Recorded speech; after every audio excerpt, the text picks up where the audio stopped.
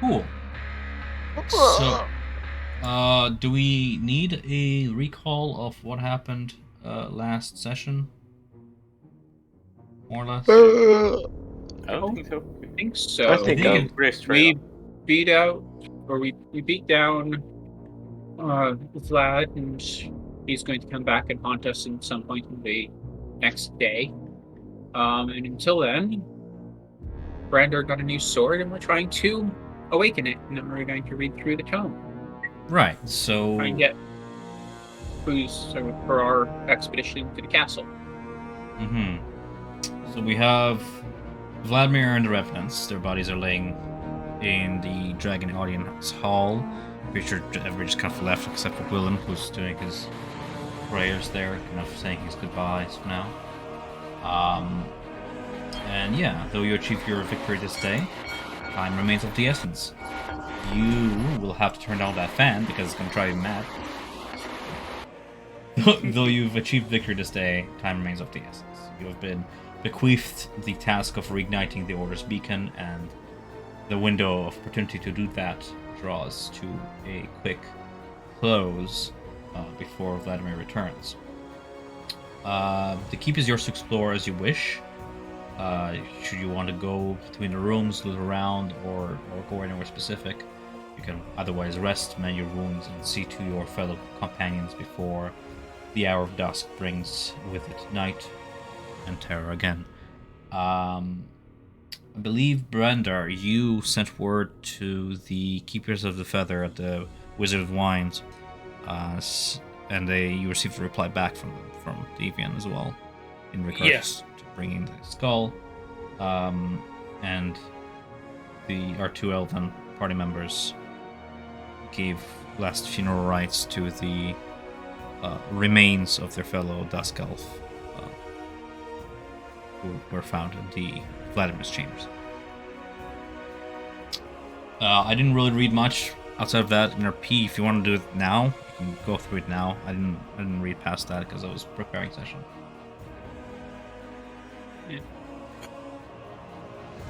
Yeah, I think further on it was just talking about the riddle. Yeah, I think that was most of it after that. I know Ramirez spent a little bit of time with Vladimir's armor to try and remove, trying to try and fit it to him a little bit better, and to remove any Argynvost iconography that I could with Smith's tools. Right, for those of you who missed it, as I described before, it is a easy task to hammer out those symbols, and you managed to. It's still tarnished and like battle worn, but you managed to make it fit you more or less to the point that it's battle effective. Yeah, it's more just you can go ahead and a add that little bit so it's comfortable. Yeah. Half play to yourself, yeah. Yeah, and then I've been trying to learn and practice with the Torchbearer's Reach a bit.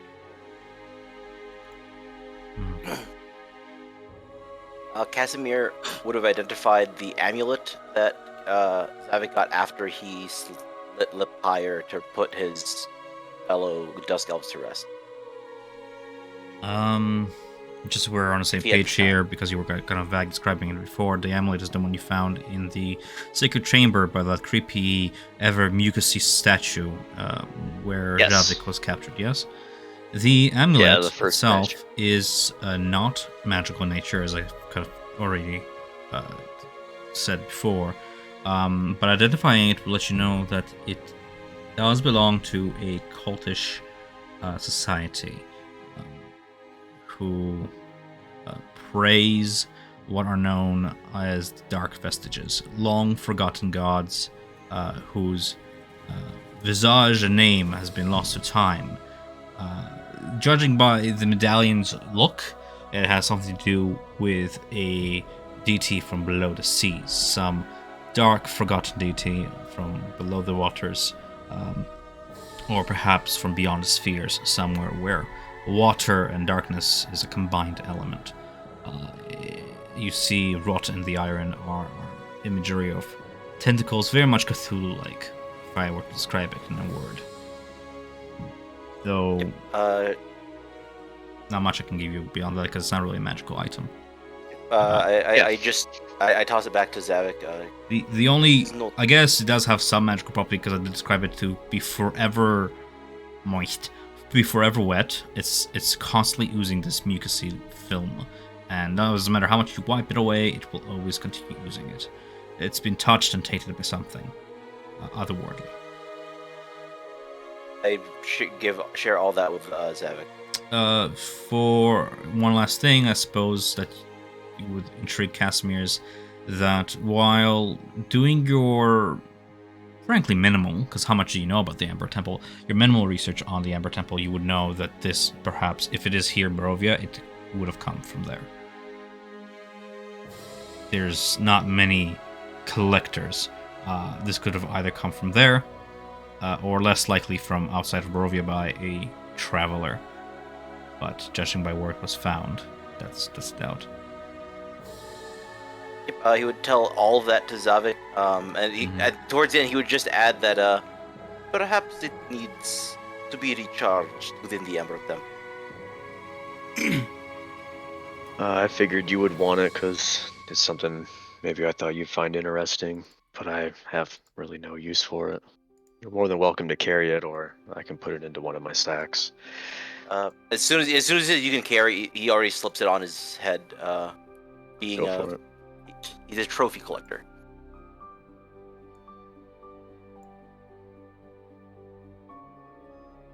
Moist spot on his chest already beginning to form.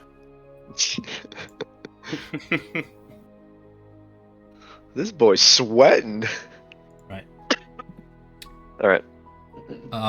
Each Brander, you would know that it took you about 2 hours to finally get a reply, and even more time for you to finally get your delivery. If anybody wants to do anything beyond short rest at this point, I mean, you all get to short rest if you wish, but if you wish to do anything else, now's the time. Otherwise, I'll just kind of advance time forward.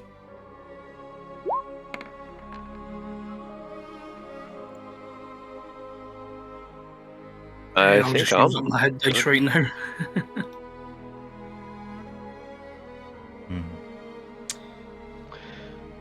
I used my whetstone. Fair enough. Wow, a nice 11. I bring Milos back, but not Vratislav because I don't have any spell slots anymore. Noted. As the funeral pyre begins to kind of turn to embers, and you say your last elvish words to your compatriots, you return back to Argynvost along with Ramirez, and complete the ritual of raising your undead servant. At the end of that, you would see those of you who hang out around the front of Argynvost over to the west down the road. 2 horse-drawn vehicles treading the Spanish road up towards the promontory hill of Argynvost. One is a barrel-top wagon akin to those that the Vistani use, and the other one is an open-ended one, very familiar, yours. At the head of it is your mule. As it draws closer, you can see several humanoids kind of escorting the 2 wagons, and within the next 20 minutes, they come to rest at the front of Argynvost. I'm assuming everybody's going to gather at the front for this. Yes. Yes. One branch of the party who's not here, Casimir, I'm just going to open the party and see. Javik, you're here, you're here. Anybody who's not here. Brenda, I'll put you here. But I'm going to say, like, you want to be in the front instead of the mausoleum? If he hears that they're on the way, he would have went up to meet them. Okay. If anybody came and told them. Yeah, feel free to move your token throughout. I made the map pretty much open at this point. Would have either taken your time to discover all of Argynvost, or nothing's really stopping you from doing that, so it's pretty much open, and you can put yourself wherever you wish. That being said, you see the travelers split into 2 parties. One, escorted by the barrel-topped wagon, stops at the southern end of the keep, and you see Esmeralda and Rudolf von Richten get out from the wagon, assess the situation, and quickly do what it is that monster hunters do: establish a perimeter. They begin to use magic to shield one another, and you hear from like the southern end through the walls the explosive sound of bullets just going off as the arachnic screeching of the spiders. They begin to attack and then flee.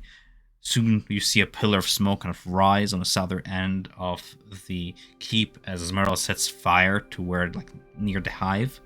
You just kind of smoke them out and chase them away. They're making way for the civilians, for the keepers, to park their wagon on the northwestern side of the keep, where you can see Davian, Muriel, and Nadia approach the front of the keep. What do you wish to do? Does it sound like they're winning over there? Excuse me. Make a perception check. Okay. Yeah. Yeah, you can just clearly hear the sound of both magic being fired off and just gun going off at either end of the keep. And if you were to take a peek, yeah, you can see just bodies upon bodies of spiders falling. Esmeralda has been doing this for a long time, and her mentor's keeping her from receiving the worst end of wounds. They just sort of, like, at one point you see Esmeralda just like aim upwards toward the second floor at something, fire off a bullet, and just like with a arrow of them hitting the stone, she like makes a stone just fall, like a giant, like half a ton flaxen just fall onto one of the Kimuras, just crush it. She's owning it. She seems like she's gonna be with you in like 10 minutes. She's just doing what she's doing. Just a side note, I'm actually stuck where I am. I think there's like the border. Oh, spaghetti-o. Right. Are there still walls? Yeah. But yeah, it seems like it. I can move out of it. I'll just put you over here. Yeah, bother. Yeah. Okay. I guess I removed the visual obstruction, but not the wall obstruction, which makes sense. It sounds like she's holding her own. I don't think she really needs any of us right now. Place is gonna get mopped up. Well, I might as well go see, and I will go over and provide some Eldritch Blast support and take these things out. You see more of those gargantuan spiders just crawl out of that hive, kind of filed out, smoked out one by one, and Esmeralda takes a moment so their corpses don't pile up the entrance, so they don't guck up the entrance. She just keeps a steady stream of them, just waiting for them to completely flee before slowly advancing, just clearing out the place. Yeah. Greetings, says Julford Nixon. Hello. We haven't seen each other in quite some time. Yes, we haven't. Thank you for the assistance taking these things out. Yeah, give us a hand. Quite difficult last met them earlier. Uh-huh.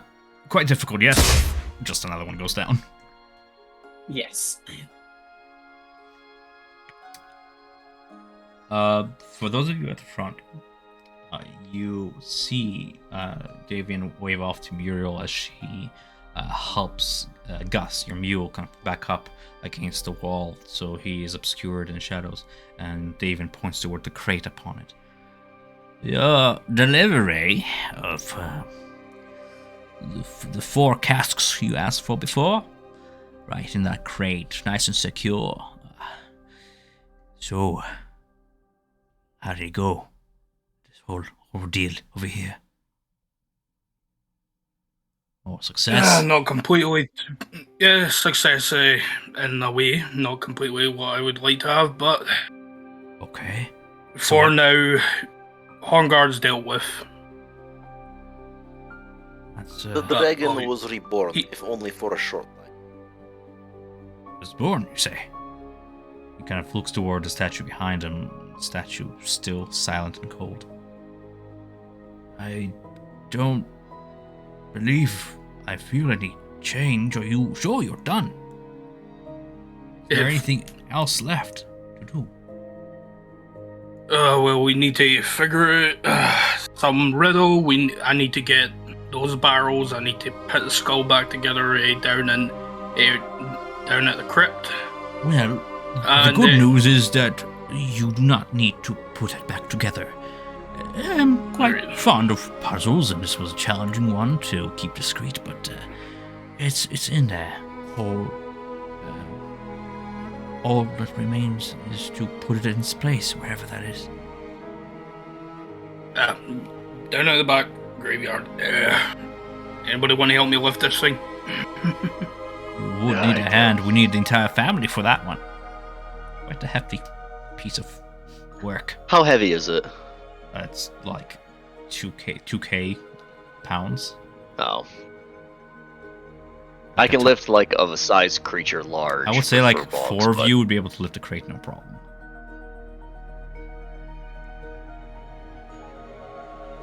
Yeah, Okay. Brandon makes his way over to it.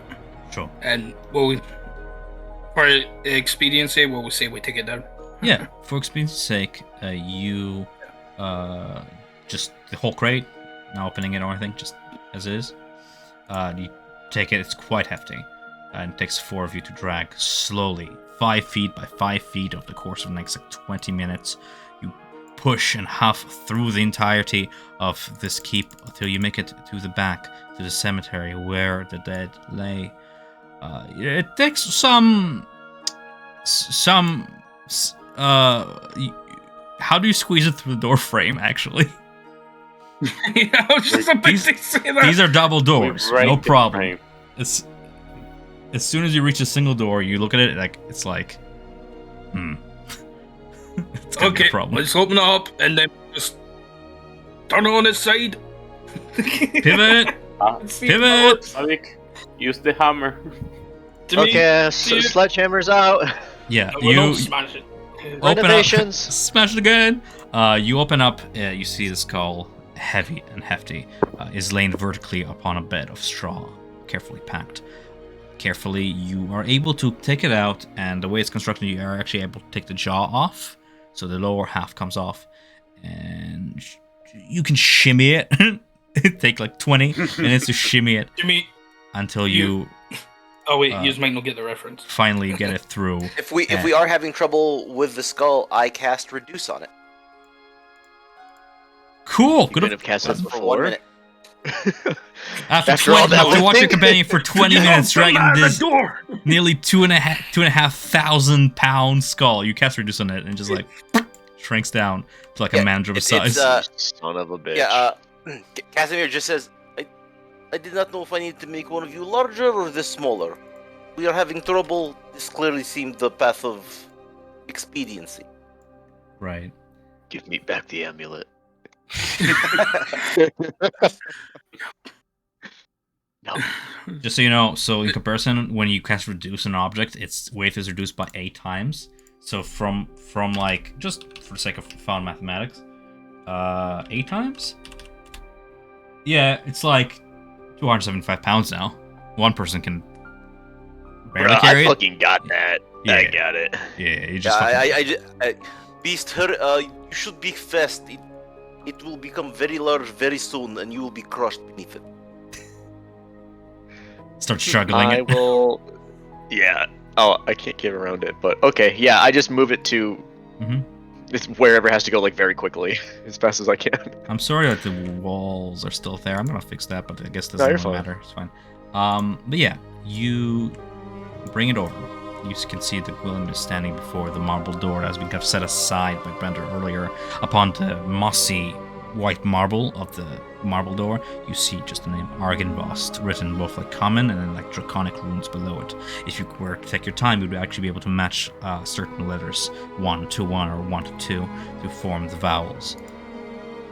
The crypt itself, when you peer inside, aside from the 4 alcoves, it is completely empty, save for the gargoyles overhead and a plaque at the back of it written in Draconic.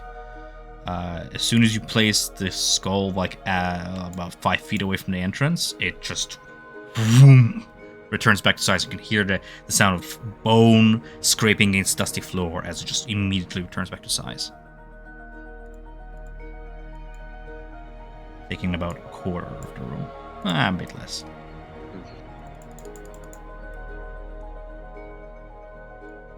Grab the boys. Milos is dragging Vratislav. That's what they're doing to help. Oh, I see they're sharing HP. Oh, you just have two of them. Okay. Just have two of them on the map, that's all. Alright, cool. Anyways, yeah. I didn't see him, sorry.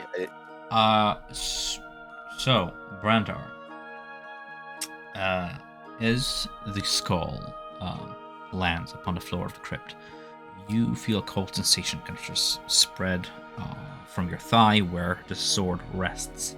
It glows, and you can see that by some magic, the two frilled wings spread out from the handle and become wider at the hilt. The sword stirs, not fully awake, but aware of your effort to restore the order.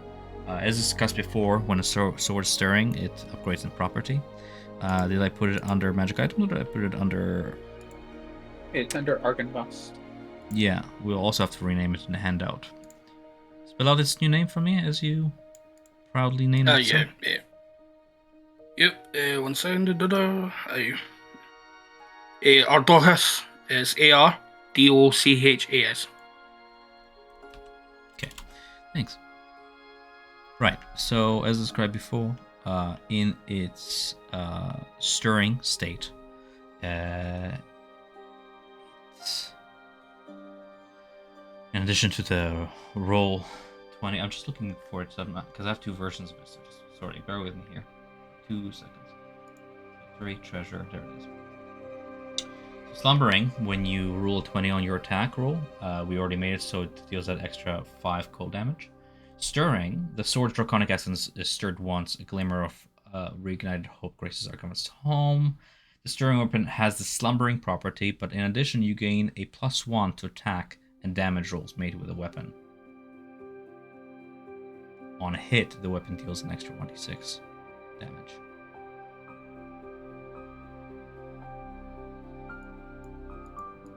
Okay. I'll let you deal with that.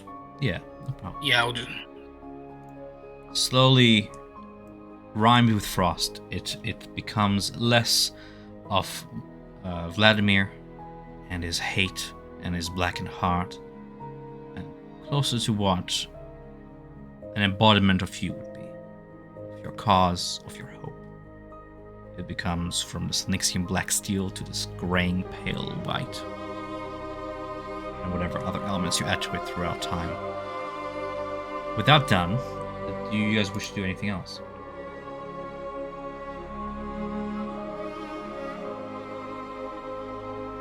I don't think so. That's what I can think of here. Okay, cool. Good session. I would ask. Well, I mean, like, I would ask Brandar if there's anything else that we can do for him while we're here at his home. No, unless we can figure out this puzzle, this box. I don't think there's much else we can do here. We need. Well, Is there a? I asked him about the mask and the ring, and I asked him if his gun can shoot a bullet, an icicle into the lock. No. It doesn't have that sort of property. Need ice in some way, because I do believe that one does mean icicle.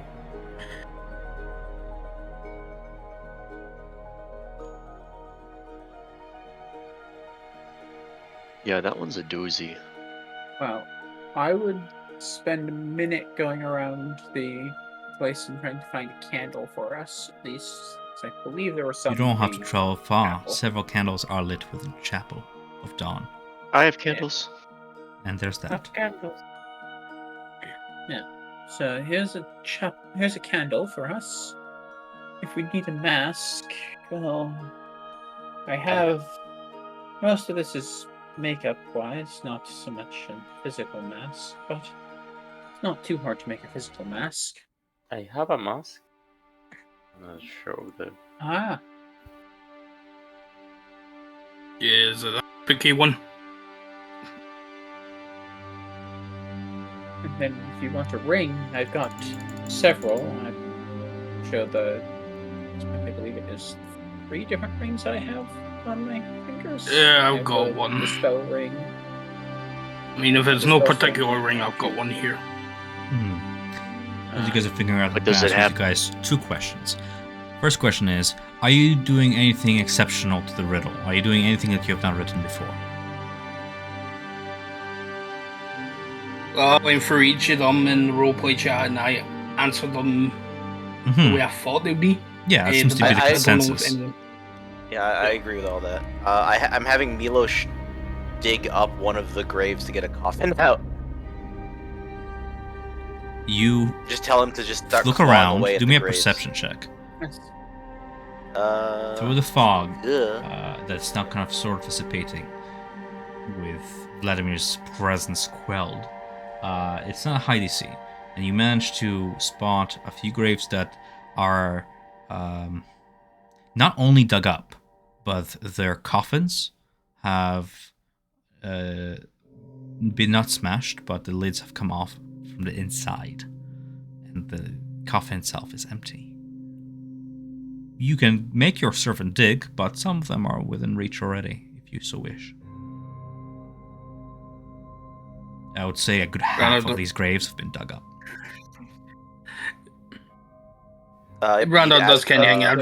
I'd rather that you take an empty one. No, that is. Milos is not the strongest.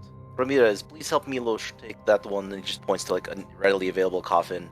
And we can rest the chest upon it, and then we have time until it is midnight. Yes. Well, I will go about pulling one of the empty coffins up out of the grave itself and onto the ground. Mm-hmm.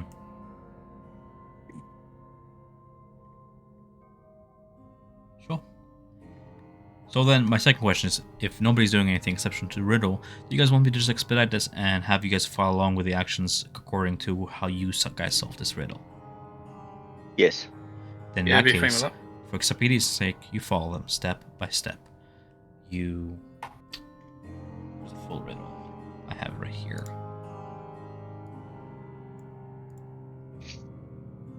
Step by step, you wait for nightfall, which only takes about maybe another half an hour at this point. It is past dusk, and the moon begins to rise on the horizon. How do you prepare the icicle? Anyone got any sort of ice magic? Shape water? Anyone? Not particularly skilled with water. Esmeralda, we need you. Chill touch is necrotic, unfortunately. Sure is. Think, put your minds to it. The Well, answer must be here Brandar. for the... Okay. Brandar, that sword of yours. Any chance it embodies your family's dragon essence that I could hold try breath? and, if possible, Might be a while try and to stab in a catch. bucket of water and see what happens. See if it turns to ice. That's Yeah, a very so valid way. sure We're I getting a can bucket craft full of a water. icicle. Yeah. Can't be too hard to find like an old bucket, right? Sure. And the water. It was raining. We should be able to find a poly. No, I got a handle. Brander just gets the alchemy jug. Well, there'll be no drinking tonight, and then just opens the one with the water and pours the water into the bucket. Sure. Done and done. You managed to find a bucket in the upstairs bathroom that you've been before and pour some more water into it, enough so to make sure you have enough for an icicle. Dipping the sword into the bucket and then drawing it out, you wait for drops to form on the tip of the sword, and you see it indeed. It rhymes over phrases. Drop, by drop, you cast it back into the bucket until an icicle forms, and it remains at the tip of the sword till you break it off. Ramirez, I'm supposing you're holding up that candle that you fetched to the chest. The mask is donned upon Aya's face. The ring, also up to your interpretation. Who gives the ring to Aya, who's wearing the mask? I will pull one of my signet rings off and see if Sure. it's this. Can you describe what it is exactly? What's your signet ring like? So that signet ring is one that is got a small symbol of the Morning Lord on it.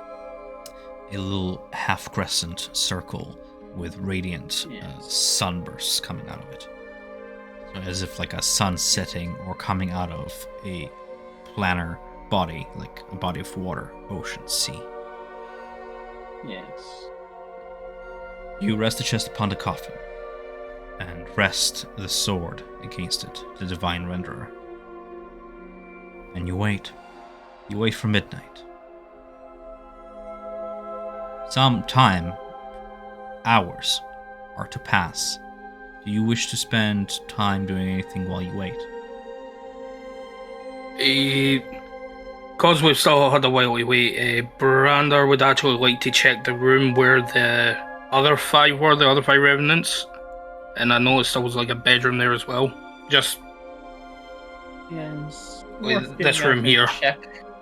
They seemed more friendly and at least alive than your other brethren. Perhaps they had something in their value and use. Brenda, as you head upstairs, just kind of waiting for the hour. Everything's assembled and ready, just waiting for that opportune moment. You head upstairs for a moment. Or perhaps stop there when you were getting your bucket, just to check.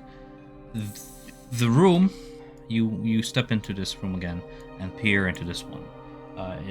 You see moonlight enters the room through 5 cracked windows. The light falls on a large dust-covered bed in the center of the room. Its post topped with wood-carved dragons. 2 large stuffed animals flank the doors. One is a huge brown bear standing on its hind legs, its claws outstretched. The other is a dire wolf, its face frozen in like an evil snarl. Near the wolf lies a wooden chest. Curiously, though it stopped raining, still the water leaks into this room to make it seem like a ghastly rainstorm just drenches the entire interior of this misty chamber, as if reflecting the absence of the 2 people who slept in this bed and the absence of one person from another's heart. Going around, you would guess this served as debate chambers of Sir Vladimir.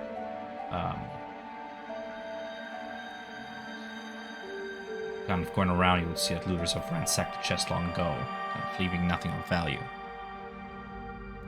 If you were to scour sort of like the rest of this floor, if you'd like, you would also find another room here, which seems to be a study of some sort.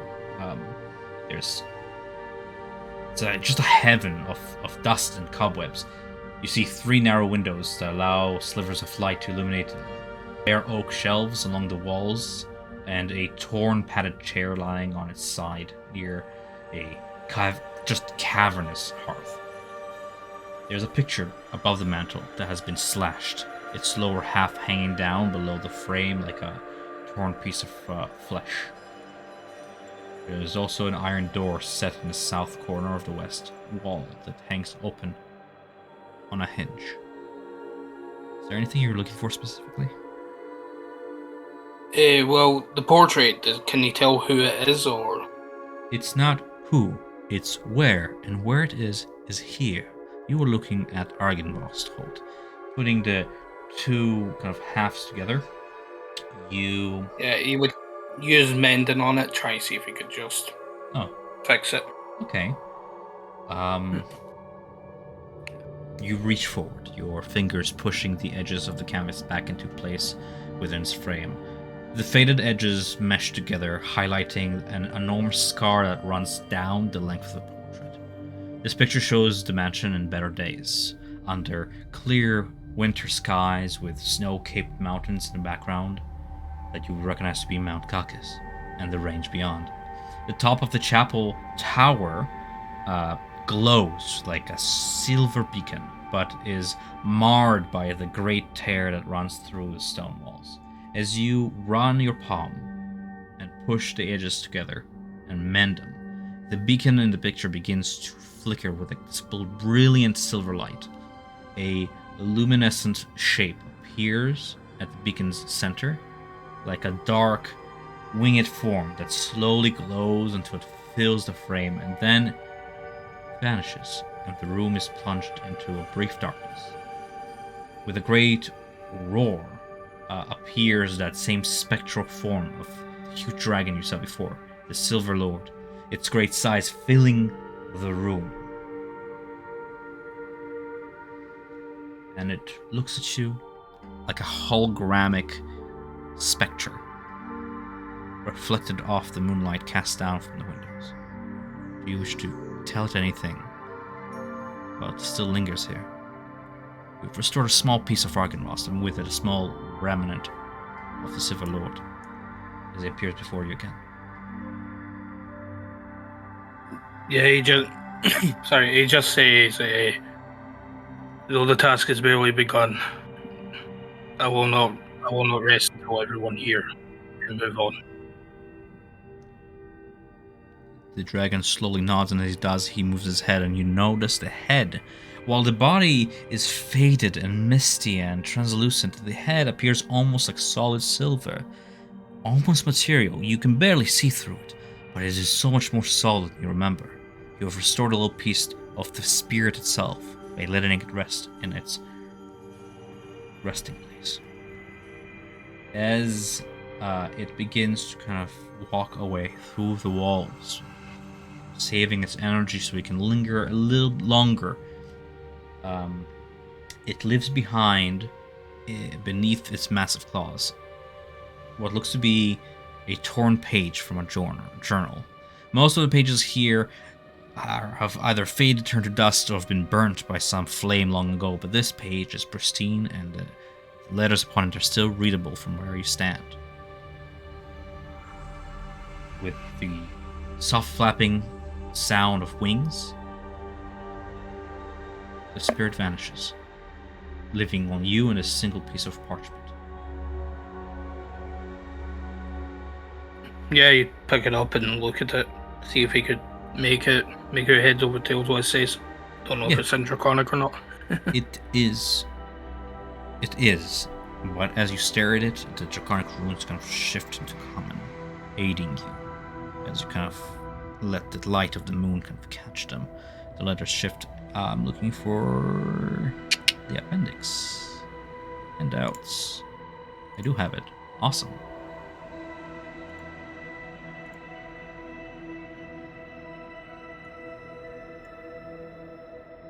Do you want me to read it? Yeah, sure, go ahead for the rest. I'm just reading it right now. It reads, My nights have fallen into darkness, and this land is lost. The armies of my enemy will not be stopped by sword or spell, claw or fang. Today I will die, not avenging those who have fallen, but defending that which I love, this valley, this home, and the ideal of the Order of the Silver Dragon. The evil surrounds me. The time has come to throw off this guise and show these heathens my fearsome form. Let it spark terror in their hearts. Let them tell their stories of dark triumph against the protector of the Balnuk Mountains.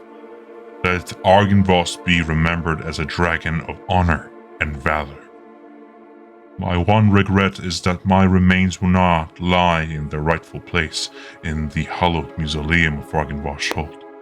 No, no doubt my bones will be scattered among my enemies like the coins of plunder and hoard, trophies of a hard-won victory. I do not fear death. Though my body will die, my spirit will live on. Let it serve as a beacon of light against darkness. Let it bring hope to a land wrought with despair. Now, to battle.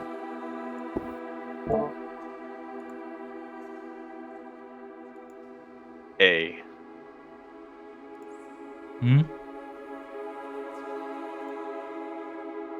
Having little mic troubles there? No. Okay. No, I think he was just saying that it's signed A. Yeah. Yes. Signed, Argynvost. I can't believe they misspelled a word in the module. Can you believe it? Wow. Wow. Yes.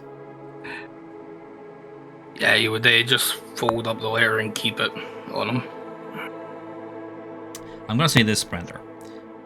As you do, the letters shift back to Draconic as they kind of leave the light of the moon and into the shadow of your pocket.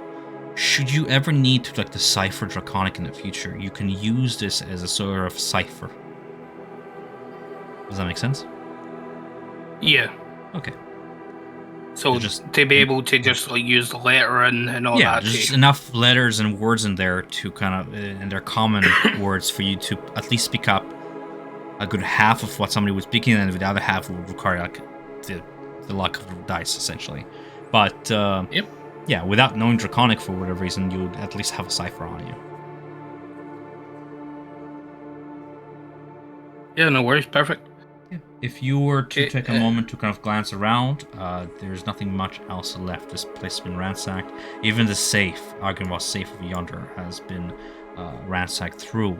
The real question is not where are these treasures here, but where are they at all? Who has taken them, and where are they kept now?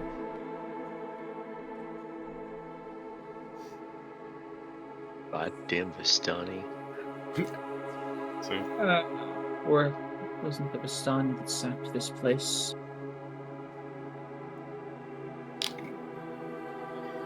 Able to tell how the door was taken down? Wait. Yeah, roll me investigation. Your first, most obvious guess is some extreme blunt force. But depending on your investigation here, you're an artificer. You know war. This was not done by any bludgeoning hammer or the force of a gunpowder-based weapon. No, this was done by magic. Whoever reached this room has used magic to just force the door open, shattering it apart. By the thickness of the door, you would guess it would require the casting from a very skilled magician, spellcaster, that is. You're not sure in your time if Vistani are capable of such magic. You've never seen them use it. Most of their magic is for entertainment's sake, for storytelling, or for petty thievery, or quick cunning. Not so much this scale of destruction. Probably more thinking towards Strahd himself, probably. That is Or one of his minions. far more realistic guess. Yeah. If you think about it, castles or fortresses, when sacked, tend to be looted by the forces that sacked them. And Strahd and his forces sacked this castle, this fortress. So it stands to reason that Strahd is the one who now has most, if not all, of Argynvost's treasures. Perhaps more things for us to find within Ravenloft, in addition to those bones you're seeking. Yeah, well, be aiming to have them all returned here. Brander, your eye, keen as it is, All of even them in the darkness, as your eyes are kind of used to the underdark gloom, your eyes catch something in the light. Something that was missed, something small, that was left here to tarnish, but is still there. It's like a glint of a silver coin at the far corner of the room. Do you reach for it? Do you? I don't want to take action. Yeah, he approaches it and digs it out. It is some sort of an amulet at the end of a very thin silver-like chain. Looks like this.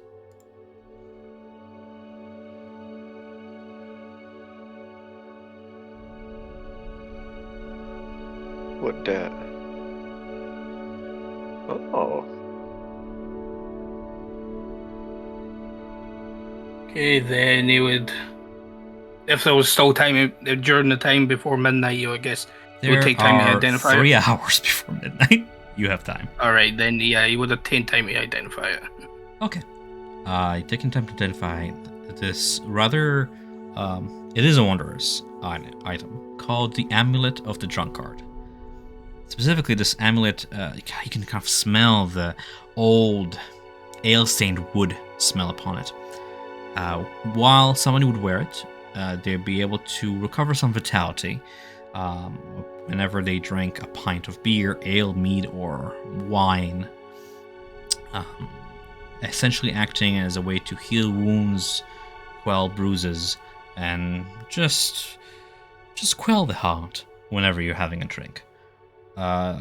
Once the amulet has acted once, it can't do so again until the next dawn, as it kind of, like the plant of the beer, it takes its power from the sun. Okay, does it need to be attuned to, or? It requires no attunement. Wow.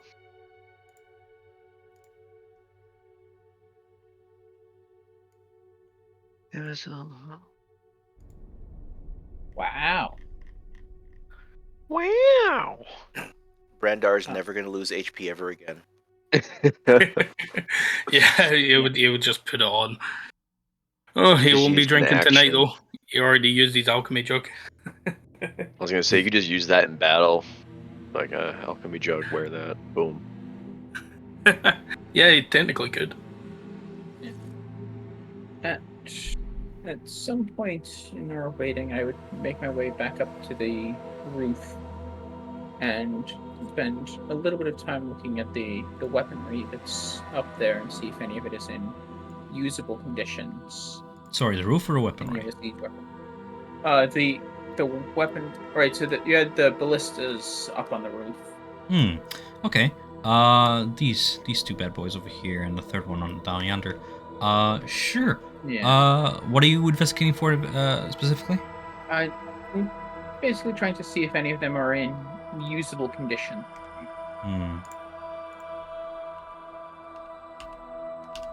With the idea being that if we're going to be here at night, it might be worth moving one of these to wherever we are to at least give us something of an edge. Well, don't know about yours. Wouldn't like to be here at dawn, because that's when they'll most likely return. I'm kind of thinking perhaps an idea would will correct be... you that at dawn, that's when the revenants you slew at the chapel would wake. The process of reanimating back into life, the curse of the revenant, takes 24 hours to manifest, and from whichever grave they rise from, it takes 24 hours, and then their pursuit begins. But in terms of the ballistas, you approach the one to the west first. You see it's ancient, rotted by time and weather. It stands behind the battlements on this tower rooftop. As you're trying to just see if it's at all salvageable, it literally just breaks apart under your touch.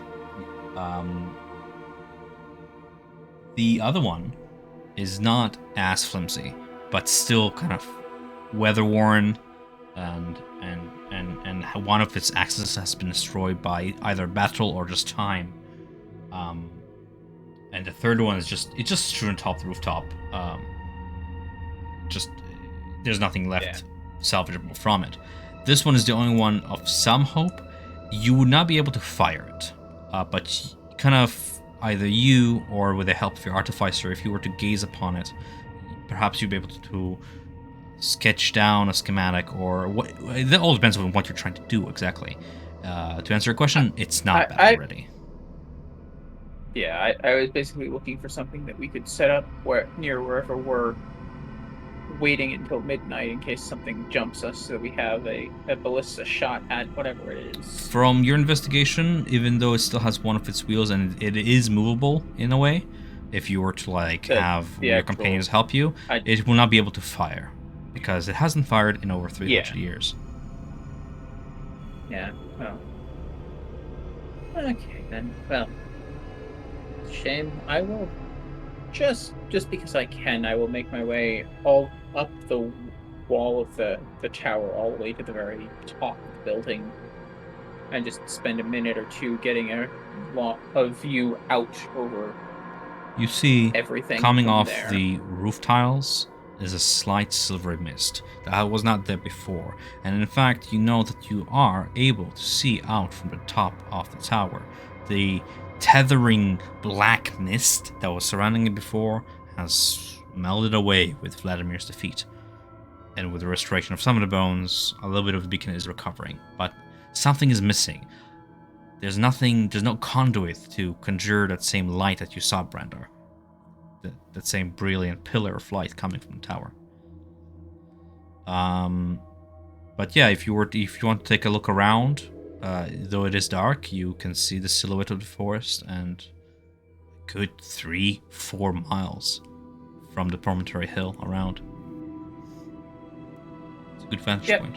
Yeah, I would just spend a minute or two there. I would head back down and give a congratulating speech to everyone, talking about how it looks like up at the tower and beacon, the dark mist has gone away and there's actually some silver light up there. And I need to actually be closing in my token to do that. So I would do that. Spend probably 20 minutes to hit everyone with that. And as I mentioned before, if you would wait till midnight, the time has come.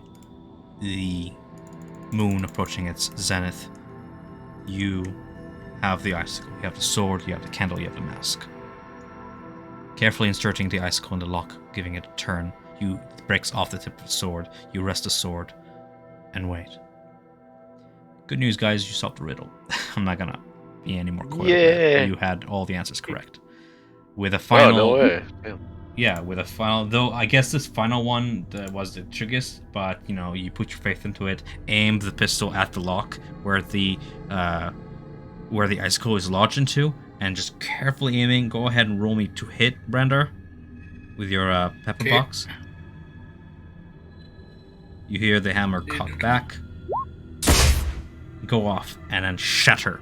Again, the magical bolt just shatters and resounds against the lock, and as it does so, the shards of ice hover midair, like shards of a mirror, underwater. And slowly, the rest of the lid crackles away like broken ice, it's like watching a glacier just break off into the ocean, and dissipates, revealing the inside of the chest. You find what looks to be a circlet, which is like a crown with no jewels, but it is much too big for anybody's head, unless you were like a full-on like half ogre or something like that. It is about a foot and some in diameter, and it has 3 protrusions from its crowning, like legs in 3 triangular directions.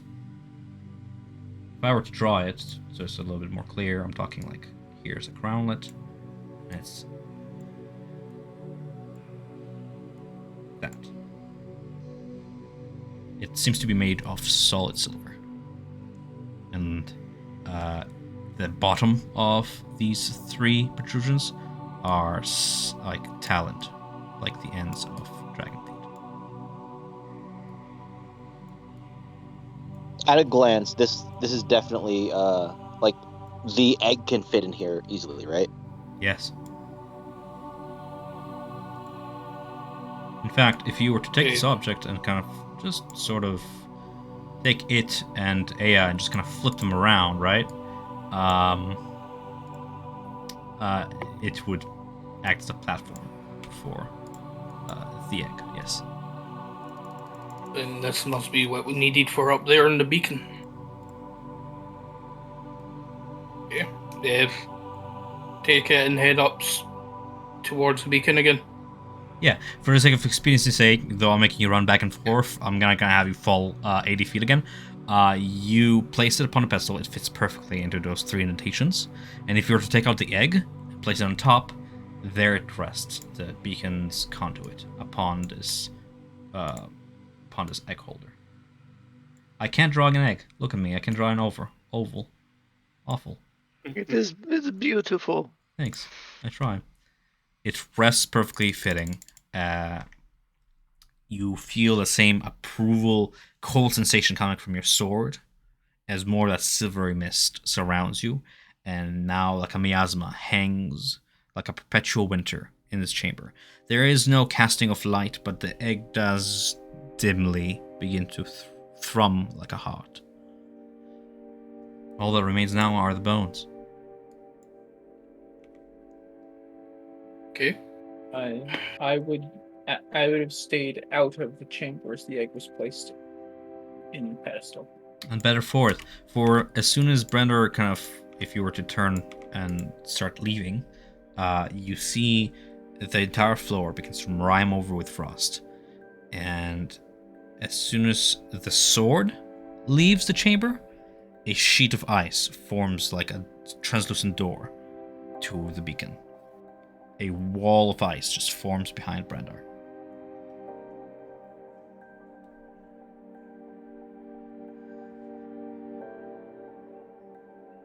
Okay, that way we know it's protected. Protected, incubating.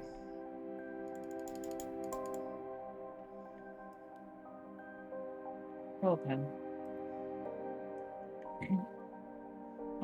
Plan was to read that book. It's well past midnight. It Yes. It is like 12:30. Yeah. At this Yeah. time, from top of So- the tower, if you were to look like west through the windows, you would see that the companions that travel with you have made a small camp about 100 feet away from Argynvost. Esmeralda has made like a ring of torches around the camp. She's patrolling around. You can see their forms like tiny ants. Anyway, go on, sorry.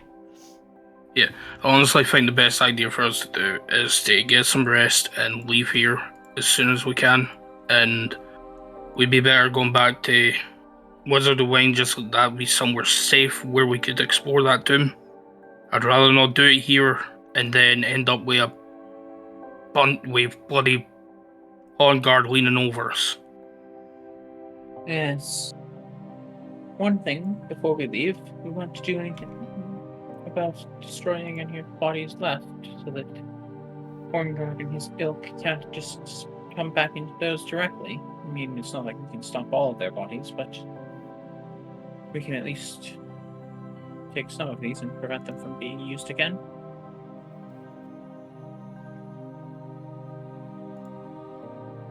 I'll be looking I would like particularly at Aya and Brandar for that. Look, I thought Gwilyn was doing something with them, wasn't he?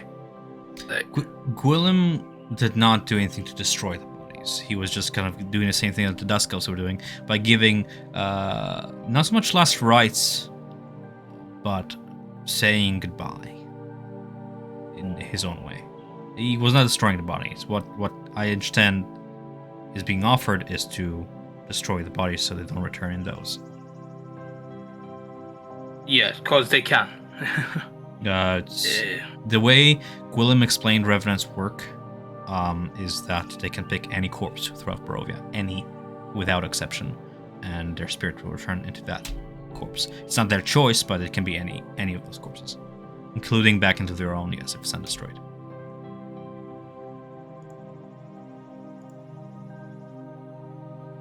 Look over at Aya and Brandar. If nothing else, can destroy the bodies of your friends. That way they're not used against you. Maybe it'll be an idea to burn them and return their ashes to the soil Argynvost. We should see if there are more of our people in the tunnels of those beasts that the Vistani took care of.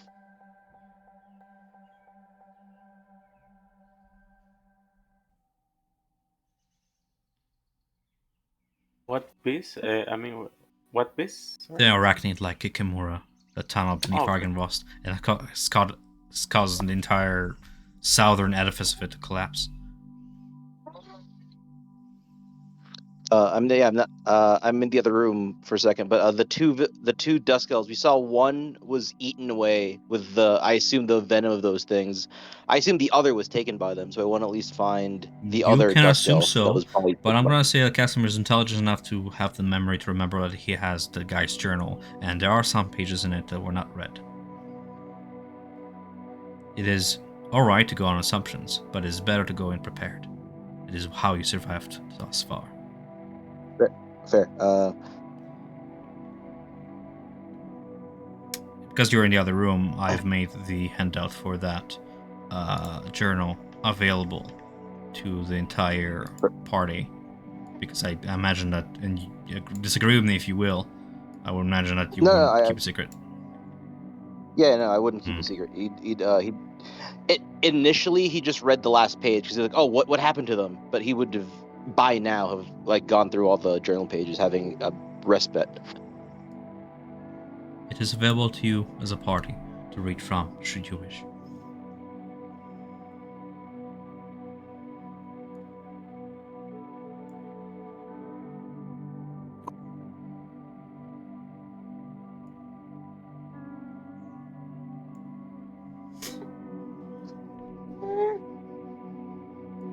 I have heard of this Esmeralda. Those of you who have traveled with her, would she have any compunctions with Milos and then Vratislav when he awakens the next day? She doesn't look to be strange to dark magic. I don't think she share it, but she won't do anything against it. I mean, she walked about with Samson for a bit and he looked like a corpse. And Is Nadia Simpson- is accompanying them. Is Simpson the corpse, the damp corpse that spoke to you on the third floor?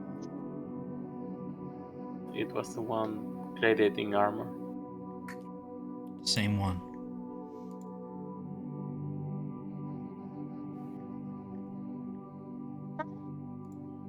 Then she can be reasoned with. We should spend the night by her. The more eyes to take watch, the better, especially this close to this damnable hole. No offense, Brindar. None taken. That we mentioned Samson. How did his body appear here? He was in a lake, and few This miles is away. Barovia. Have you ever seen anything to be normal? Yes, but in this place there is only spirits and revenants of the castle, nothing else. Well, maybe something else put them there.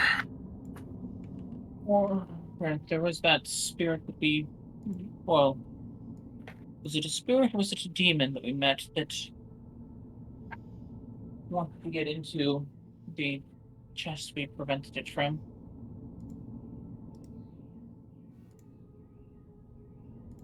Right, he ran away and was watching us from outside.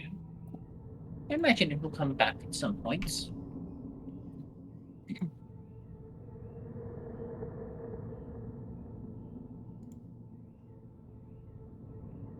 But I will look at your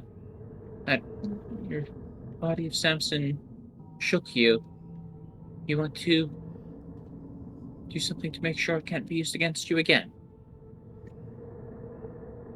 We tried Or to. I can bring it, or I can have it carry your needs as do Milos and Vratislav, and he points to just the pile of Jeb. I'll smile at Casimir and, with the reverse of my gauntlet, I'll slap his face.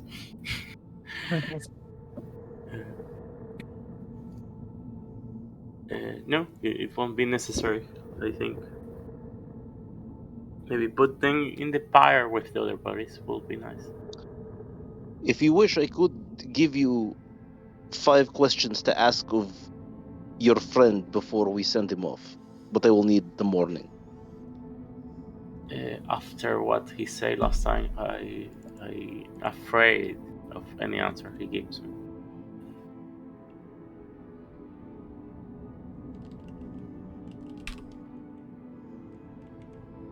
Perhaps it's just best to let the dead sleep.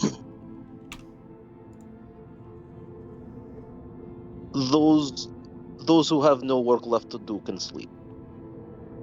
Yes.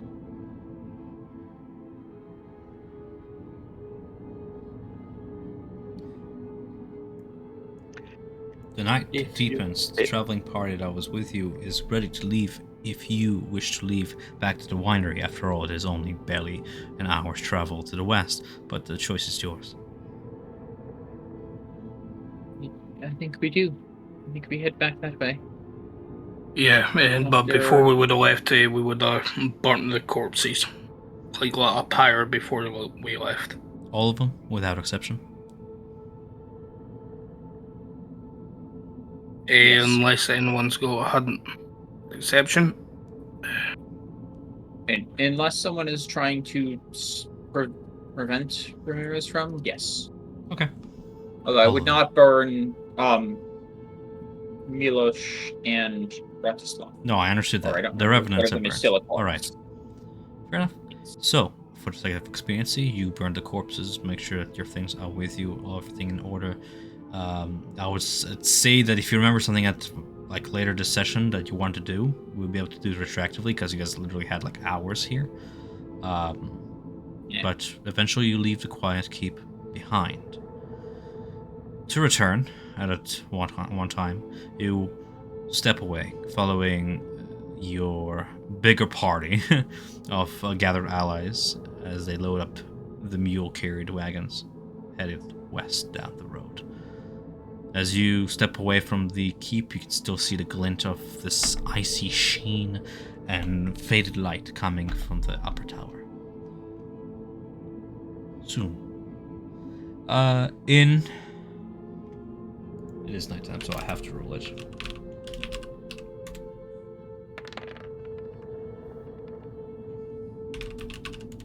Oh, What? that's a high number.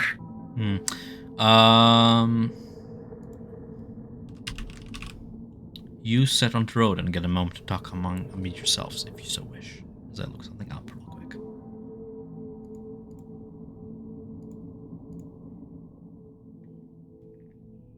Well, I will turn to Casimir and say, well, at some point, if you can add some healing back into this ring, it was useful to have. But right now, I just have the ability to burn some things and protect someone. I don't have the ability to bring you or others back if you fall down. Figure it might be worth doing before we settle down for the evening.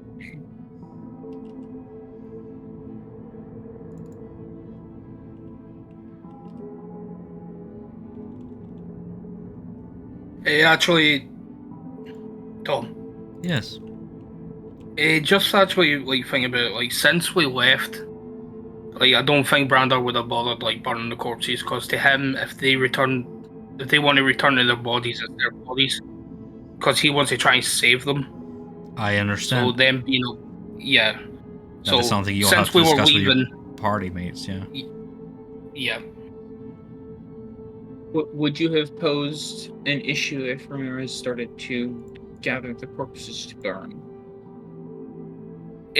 Yeah, he would have told you. Like, since we're leaving, like, at this point, it doesn't matter if they return to those bodies or not. Okay. I'll turn to Aya. Would you like to burn the bodies of your former companion so that they're not used against you? I don't want to Or see. do you want to leave Burn them my- as is? No, please burn them away. Okay, and I would burn away, try and burn the bodies of. Is it just Samson? And Or do we Jeb. have? We have Jeb too. Yes, I would look at Casimir. Are you going to raise that one again?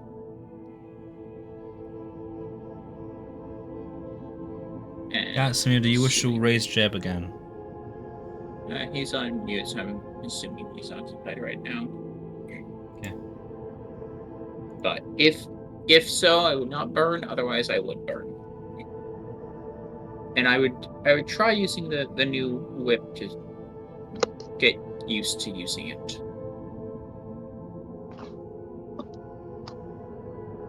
All right. As you do that and eventually leave Argynvostholt, you travel for about 45 minutes down the road, taking the western side of the crossroads. You listen into the stillness of the night. Now and then you hear the stirring of bats or the howling of wolves in the distance.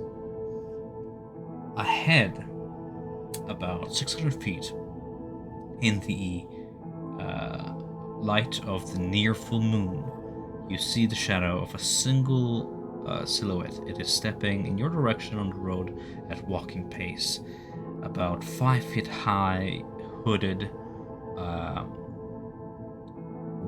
Seems a lot more frail, about Aya's sort of figurement, less so Javik's. Humanoid. It is about 600 feet ahead, walking towards you. What do you do?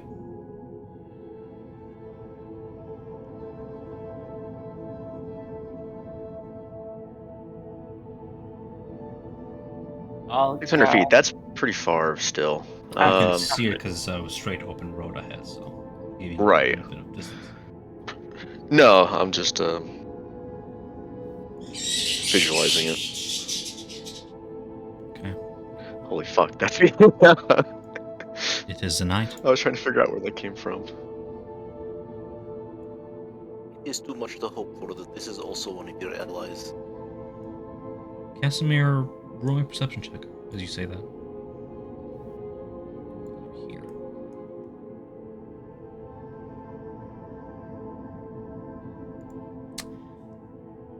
You Nice. Are no allies but Dusk Elves. have no allies but Dusk Elves. For the war years and your long history has taught you how to survive, and that survival instinct is kicking in now. Seldom has it failed you. Even in your over paranoia, it still saved your life. This is a foe. There's something dark about the figure ahead. Death walks among you. And now I cast it's create merely- bonfire on the nearest tree, as 60 feet away. Wait, just make sure the range of the spell.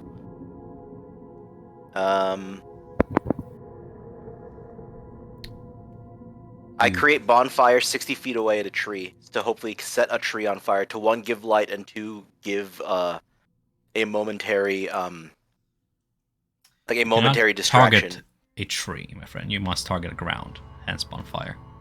No, I'll target the ground I'll target the ground Sure. near near kindling. And just try to create like a You make a bonfire. self-standing bonfire.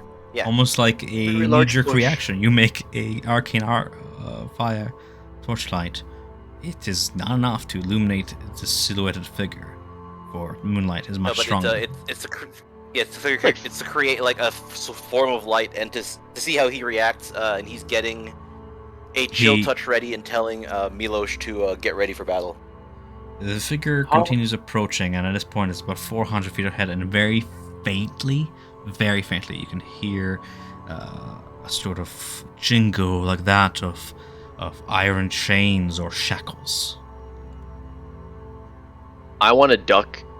So this path that we're on is it like heavily wooded, like on the right or left side, or is there like any On type both of sides, forestry, Yeah. like dense? Because if it's possible, I'd like to duck in, move as a slight pincer, like as a forward, like on the right side. So if it was to come into contact, and so I can intercept. But is it possible to like use speech of beast and leaf to kind of maybe help myself like create foliage around me, like if we're staying stationary, to like help me hide? Plans they can understand the meaning of your. Okay, you guys are like spamming your abilities. I'm gonna scroll. 1 second. Limited manner. Though you have no special. It's just a Furbolg ability to create foliage. No, to speak to plants. No, I can't yes. create, but to speak to them, to be like, hey, can you like kind of envelop me a little bit better? Sure. Give me a hug. You speak to the plants you're speaking to, and you are rather confident that they understood your words, but the plants don't stir. Seeing you start to try and You duck have confirmed into that the plants you're speaking to are not of the awakened kind that can move and maneuver on their own. But nothing stops you from, going into a bush. I still try to hide them. Cool. Room Yep. stealth. And as you do that, I will use minor illusion, Right. seeing you go there and kind of create a little bit of a dust cloud to attempt to give you a little bit of cover as you move in, so it's not as obvious. You fall backwards into a nearby bush and are covered by the ever-spreading mist from Ramirez's spell, and you're rather confident that both you and whoever is trying to find you are blinded by the underbrush. We're doing great, boys. We're getting the bad rules out Well of the way. then, At this point, the Brenda, target, the hooded figure, is about 300 feet ahead of you guys. It means us harm. We must attack first before it gets the drop on us, and then Casimir. Go on. 1 second. I will go to blink for a second and then kind of take on the almost persona and personality of my brother. And I will call out, "Hello there. Rule. What are you doing wandering this late?" Deception, I guess. Please work. Yet. You go.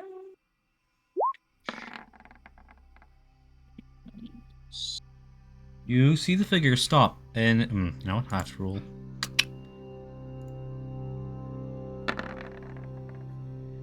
Oh, you see the figure stop dead in its tracks, and as it lifts its eyes from beneath its hood, you can see two pinpoints, very muted red, reflecting the fire of your bonfire spell. And the expression is that of reflected fear. It seems that the figure was immersed in either talk to himself or in a monologue, that it didn't pay attention to where it was stepping. And now that it looks ahead and sees a lot of you and the voice coming from you, it stops dead in its tracks and drops to its knees. And you can see two very frail, thin arms, almost skeletal-like, but the flesh is still there, with long, blackish nails, just collapse before it as it kneels with its head toward the soil and its hands forward, and it just says, muted because its mouth is toward the ground, "Sorry, my lord. I didn't realize that I was to hurry. I was sent out to the task. It is done, my lord. But I thought I had time. Please, have mercy." The figure, by the manner of speech, seems to be elderly, gaunt, weak, And now that it's more or less close, I would say, because go ahead and roll me perception, Casimir. As you take a double take. sister. Yeah. Enemies everywhere. This is an illusion. This is a trick. It is worse. This is a vision from your past come to haunt you. This is death. This is punishment for you know what you did. And it has come for you now. Though it is fearful, you know this is a guise. This is how it gets you. It gets you to step in close, and then it lunges forwards and kills. You've seen many elves lose themselves to this maddening creature from the atmospheres. It is a manifestation from your past, from the yet undiscovered reaches of Barovia, the darkest reaches of the forest that walks here in the mid of night.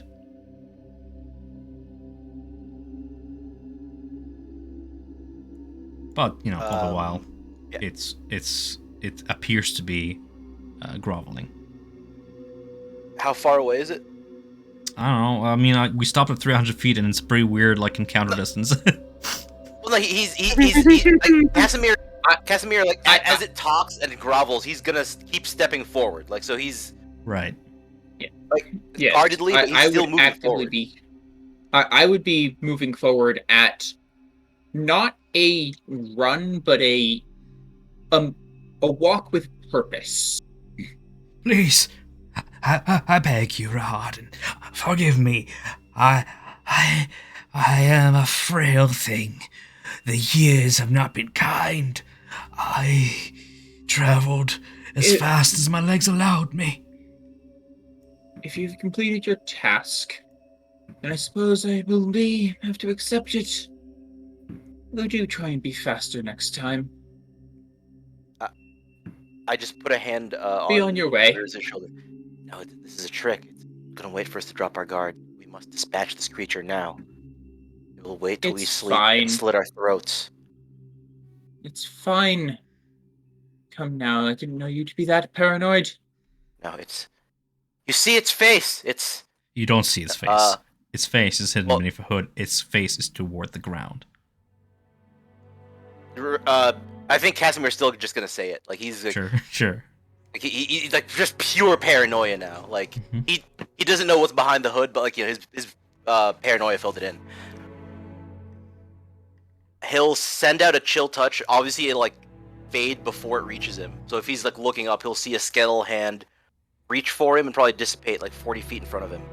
He feels the chill of it approach him and sees the faint glow of magic, and you see him cower away from it, all the while maintaining his gaze down toward the earth. It is a pathetic sight. Casimir will just say, "Stand up and pull back your hood. Identify yourself, or die." I don't know why I didn't do the accent, sorry. Identify yourself or die. Is that Lord Casimir? He lifts his head, and you can see the gaunt face of a very elderly Dusk elf. Very gaunt, pale flesh, the lips pressed against his teeth. And he recognizes you. And though you still may cling on to your paranoia, you recognize him. This creature appears to be Guinevere, the Dusk elf apprentice who has been lingering half in the camp and half sneaking into Valaki to give a hand to a local glassblower and glass crafter. Or at least that's a visage this creature is taking on this hour of night. I do not understand, but I do not question. I only beg to be given a chance to return home. I have done as I've been told. Please, Lord Rahad. Of course. If you are who you say you are, Benevir, what is the name of the two compatriots who sleeps in my home? This Like sussing out to see if she is who says she is. Like just do a simple like. I'm sure there everyone are knows the no more smelly boys she's in his your house. clan. He names them. Very like half unsure if this is a test of some sort, but he does name them as they are by their elvish names. Casimir walks up, grabs him, by his shoulders, and just like inspects him, like very, very closely. He's holding on. He's holding on to a Toll the Dead. If he does anything like aggressive, but he's like hardcore inspecting him to see. Do me insight check, as- Ramirez. What test were you given?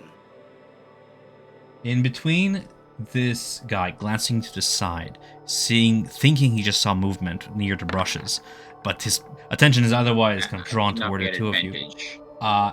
You see a mix of feelings and catch a glance towards you, Ramirez, but he, seeing you as Rahadan, you don't see a weapon on him, but he glances toward your weapon and seems to question you as if, why is your weapon not drawn? Why? Why are you not taking this opportunity to strike? And then he glances toward the back and sees the rest of your traveling party kind of slowly catching up and realizes that you're not alone. And he's just trying to understand, maybe you're only showing yourself to him. Maybe this is some sort of a guise. Maybe there's progress here that he should not question. So in that brief moment, and those expressions, he says nothing, and it only leaves more questions in your mind of who he is and what he's doing for. And when you question him, he remains silent. There's a certain fear in his eyes when he glances toward Ramirez, as if he's thinking, am I being tested right now? Because try imagine from his eyes, you are No, like of course. 2 coin, like size of a coin, and fucking shock. Okay, yeah. Having no weapons drawn, I'm either I fall for his disguise or I'm not seeing through it. It would make Casimir not at ease, but his weak point being Dusk Elves. He says, if you are who you say you are, you have nothing to fear. I assume he's in the Dusk Elf gulag, like ghetto. He just does some work and like he's one of the boys essentially, right? He's not Guinevere is a refused to survive strange Dusk Elf. one. He doesn't seem to socialize with most of the Dusk Elves of your village. He doesn't go out of his way to socialize with them, not only exchanging basic pleasantries. He spends most of the time in Valaki. And most of the Dusk Elves of your village have come to see him as an odd duck because of that. In fact, some of them hate him for it, calling in question his loyalties to whatever remains of your people. They just don't know that I'm doing this for them. That's fine. But as in he recognizes that he's one of his people. Yes. Clearly. Yeah. I'm gonna say this, though he did notice your movement, and he's aware that something's skulking in forest there, Zavik, he's not sure if that's you or a wild beast, so you feel pretty confident that you've moved him close enough to be within charging distance if anything happens. Yeah. That's just pretty much what I wanted. I was gonna say, if he did anything, I would just, on any reaction or holding an action, I would just use my hidden step to close the gap. Alright. If anything was happening. But things are happening now in the it all shadows. depends on you. Yeah. No, I mean if an attack, if this was to go to combat. No, I'm just lurking still. If you're lurking, trying to gauge any sign of combat, you can tell that if this guy has weapons on him, they are very well concealed. 20th level rogue. You're not even sure if you'll be able to swing a club. It's rather frail. Milos and I met some companions in the road. I was looking for I was looking for Savin and Ronis. Unfortunately, they did not make it, but we have found allies to help bring our people back. You have to realize in whose company you are, and that Guinevere remains silent, his gaze not leaving Rahadin. Yep. And to that end, I would continue to walk up to him, kind of walking almost past him, and as I brush past him, I would like to just kind of hand him a note, without him necessarily noticing that I have, so kind of dropping it into his pocket sleight of hand. Okay. The note would just say, So you "Well wanna done, you passed the test."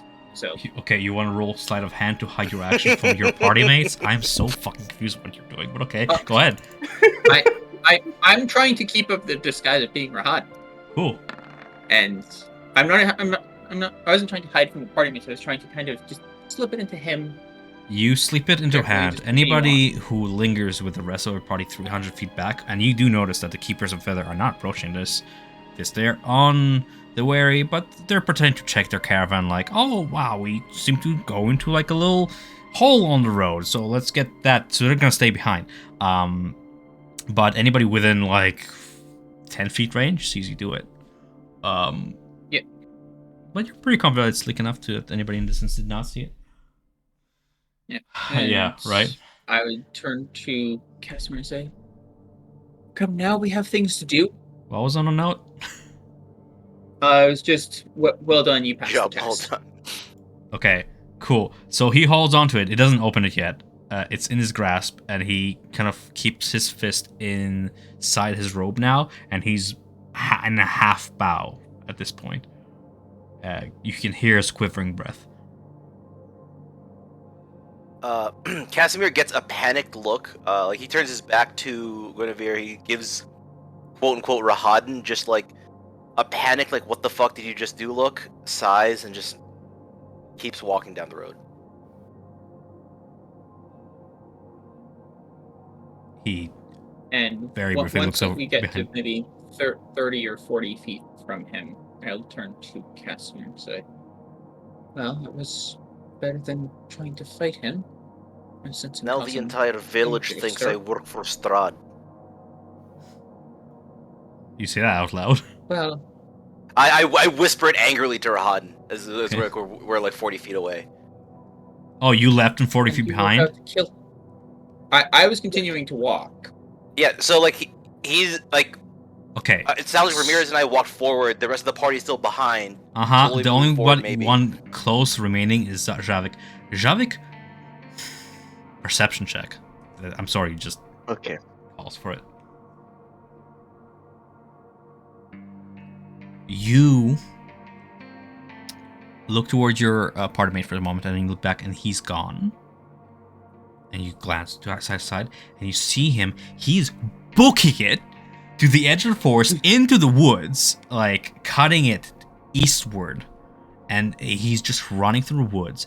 And you're not sure. Maybe it's trick fly, maybe it's just a dark night. But every now and then, when he goes behind one tree, he disappears and reappears behind another tree. It's some weird elvish trait he has where he can just meld in dim light and just blink in and out of vision. But he is booking it at full speed eastward. And you see this. Do you just let him go? Wait, or this do you- is no, this is the dude. This is the dude, What's yes. his name? Whatever, yeah. What the fuck? I don't even know if I could catch up. I mean, Uh, fuck. Like I could.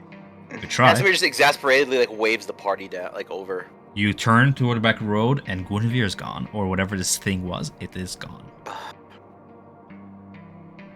Out of sight. it is. Ramirez, I hope that thing was not Guinevere, because he will return to the village and tell the entire village that I work for Strahd now. Okay, Not hold on to that exactly- thought, because I just want to finish up. Javik, do you do Yep, anything? yep, Zavik. Ah, fuck. I don't know if I could catch him.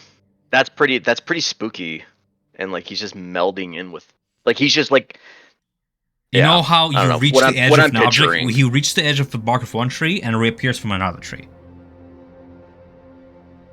Yeah, I could. Yeah, he would just fucking run circles around me then. So you're just having an inner monologue with yourself for like a good 30 seconds and letting him get away? I mean, I'll try and run after him. I mean, Okay. I'll try and chase him, but he's gonna outdo me. You have a choice of either just giving into athletics checks, just going fucking all fours and just running him down, or using your either survival or perception to kind of try and track him down. After all that distance that he gathered, he's out of sight. You knew which direction he ran if you're trying to track him down. You have a choice. Yeah, I would. Let's go for the dead sprint. If he's like within my view and he's like moving around the trees, then I would just go into like a dead sprint, just trying to catch up. Go ahead and roll me like an athletic check.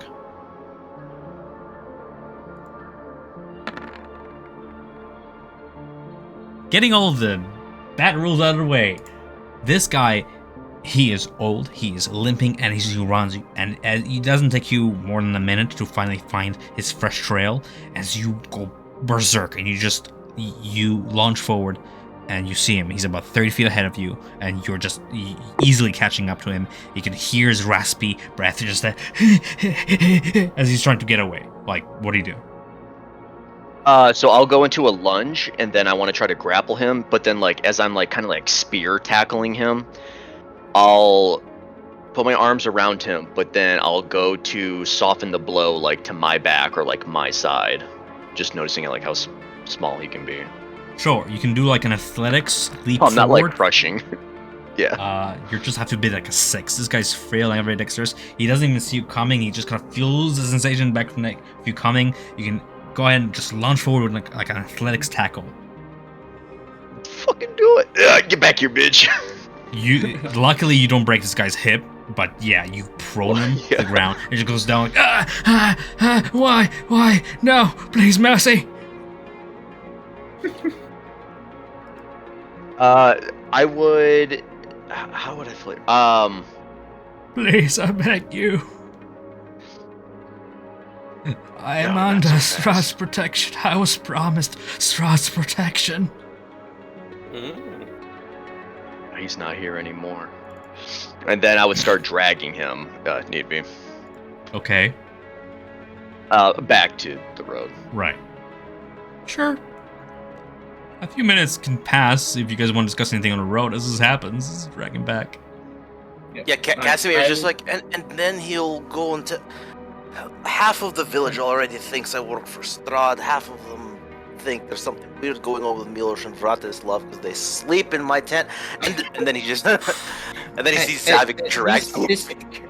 At least you were about to attack him without knowing who he was. Who knows well as I do that our people are out there sometimes. I wanted to talk to him, you see what he was, who he was. Had enough shadows I attack used- you at night as well. Better to be safe than sorry. I did not know he's one of our people. He still might not be one of our people. This is a trick. This is one of Strahd's tricks. You know he has these tricks. He's waiting for us to go to Yes, sleep. There'll be a but dagger in our That's throat. why I approach, because I am used to being in the front lines getting beaten on by those things. It's my job. Your job is to stay back and to be clever. Mine is to be in the front and take the risks.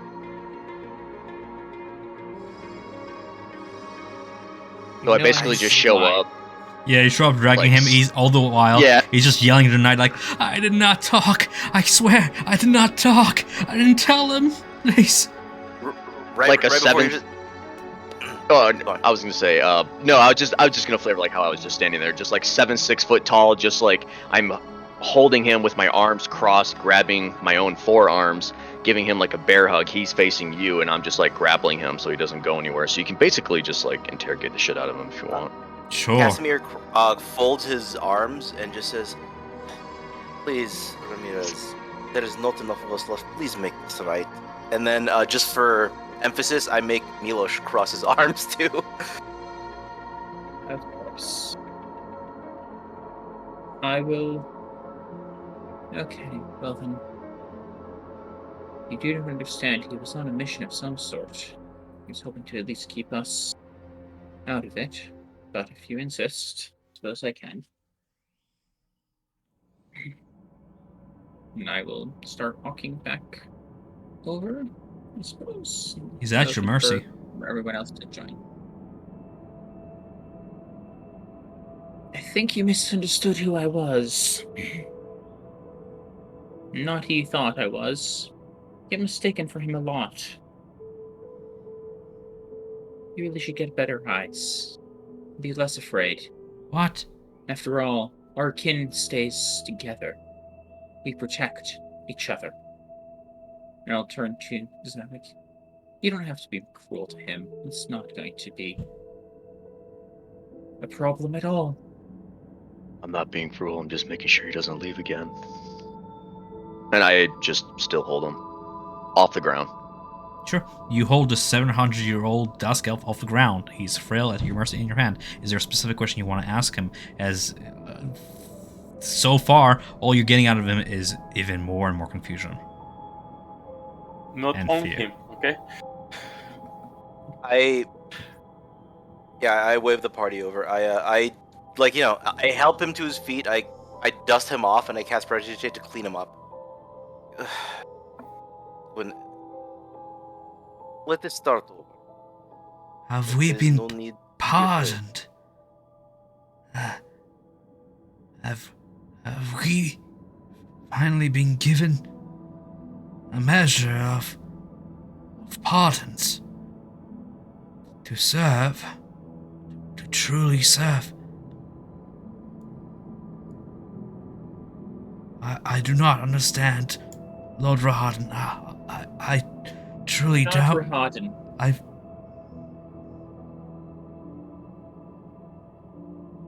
just get mistaken for him a lot. It's convenient when I don't want to deal with things upon the road. Are you still in disguise? I never fully applied disguise, and so as I got closer, he probably should have affected. I was just doing kind of the persona distance, kind of the same walk and kind of personality. But I will kind of clear off a little bit of makeup. Oh, it's you. Gods, what is wrong with you? What's wrong with me? Yeah, going around pretending to be Rahaden. What is actually wrong with you? Have you not had enough of your brother? Have we not suffered enough by his hand? I'm trying to get him in as much trouble as I can. After all, I need him to come. I go meet him at some point. Again, we have. Why are you so much tormenting to an talk elder about. for, then? Well, I was unsure of who you were, and Rahaden tends to make creatures of the night, at least the intelligent ones, stay away. I do not I'm understand. terribly sorry for scaring you. No, you're not. I remember you as a child. You were just as awful. I was going around with your pranks, never taking things for serious. Our situation for serious. What's the brute for? What is the meaning of all this, then? I do what I do to keep us safe. I serve so that we're not bled or put in prisons. And you're going around manifesting yourself as that devil Chamberlain, the face of death. Yes. Unfortunately, there's not a whole lot I can do about not acting as, or not appearing as my brother. Quite a shame that I'm related to him, but I know how I once was as a child. I like to think I'm at least a little bit better now. After He disagrees and looks at you as my if to last say, encounter. what is your point and why am I being held by this brute right now?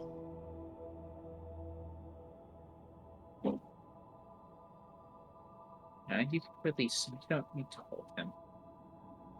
Trying to have a quick conversation. You said you were doing something for Strahd.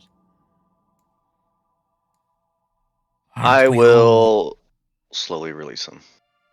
Aren't we all doing something for Strahd? The Prince Regent and his Chamberlain, we're all at their mercy.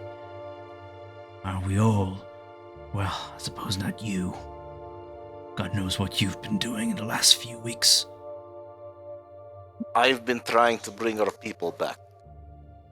You'll be the death of us, Casimir. Don't understand. None of you ever understood. Still playing with corpses. He looks with disgust at the remnants of the people he used to know. I am old. I cannot oppose you. But mark my words, if I could, I would have ended your madness long ago. But I owe this much to my people, to your father. Piotr would have been disappointed, Casimir, at what you turned out to be. You could have chosen otherwise, to serve the Prince Regent. Instead, you swim against the stream, and in it you will drown. The Prince Regent, you call him, is the reason why our people are dwindling onto strings of existence. He is the reason why we're almost gone. But Trina is the reason why we are almost gone. Her and her folly, and perhaps ours. Perhaps we acted too rashly, but the time to contemplate that is over. Now is the time to face the future, and you're facing yours wrong. But you will not listen to me. You haven't listened to me before. You will not listen to me now. So why do you torment me still? Let me go. I just said, no, but Patrina is corrupted by Strahd. He attacked us because we had the courage to stand against him. And you see Casimir like starting to panic. Like he gets a look of panic on his. He just starts shaking his head. No, you're wrong. Just not at any particular thing. Just like clearly like being reminded of something. You think that the years would have made you wiser. You have been gifted with centuries of existence, and yet you're still in denial, aren't you? You still deny the truth of what happened and what will happen if you continue your path. All I know is that you serve he who is responsible for the death of our people. Our people who stood against the Lord of this land who slaughtered us. He says a phrase no in reason. He gives you a reason. He says an Elvish phrase that means that there is no other choice. Not for him.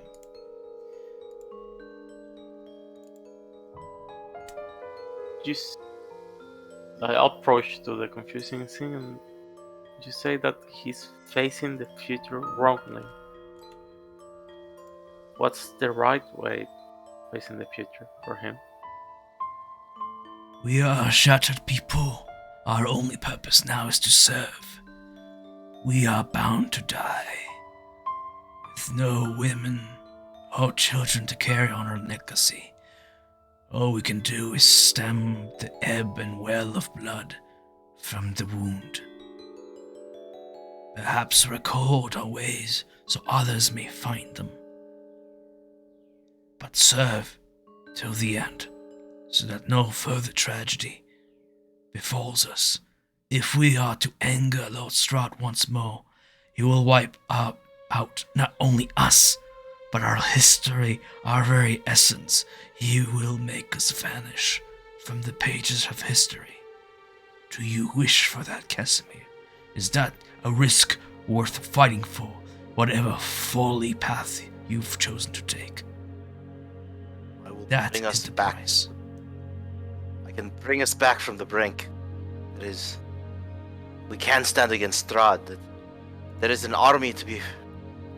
You see, like, he's starting. Casimir's starting to panic. And he is going to attempt to inflict wounds on Guinevere. Okay. In a panic. In almost. In a just like being what he said. I meant to roll damage. Level 15 necrotic, and then just in like a shrill, panicked voice, he would just repeat the same Elvish phrase. It cannot be helped, or it must be done. You see Casimir lounge forward. There is a strange, foreign,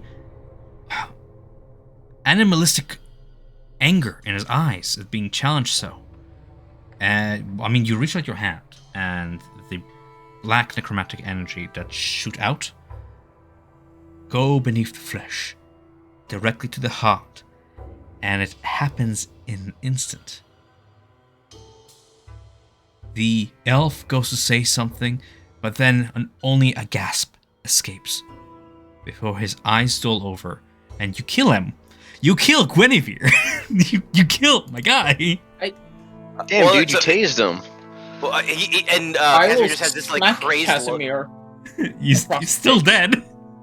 The body drops him to why? the ground. You heard him. He worked for Strahd. He wished he was going to betray us. He Fucking could not be cadavered, trusted. my guy. Cool.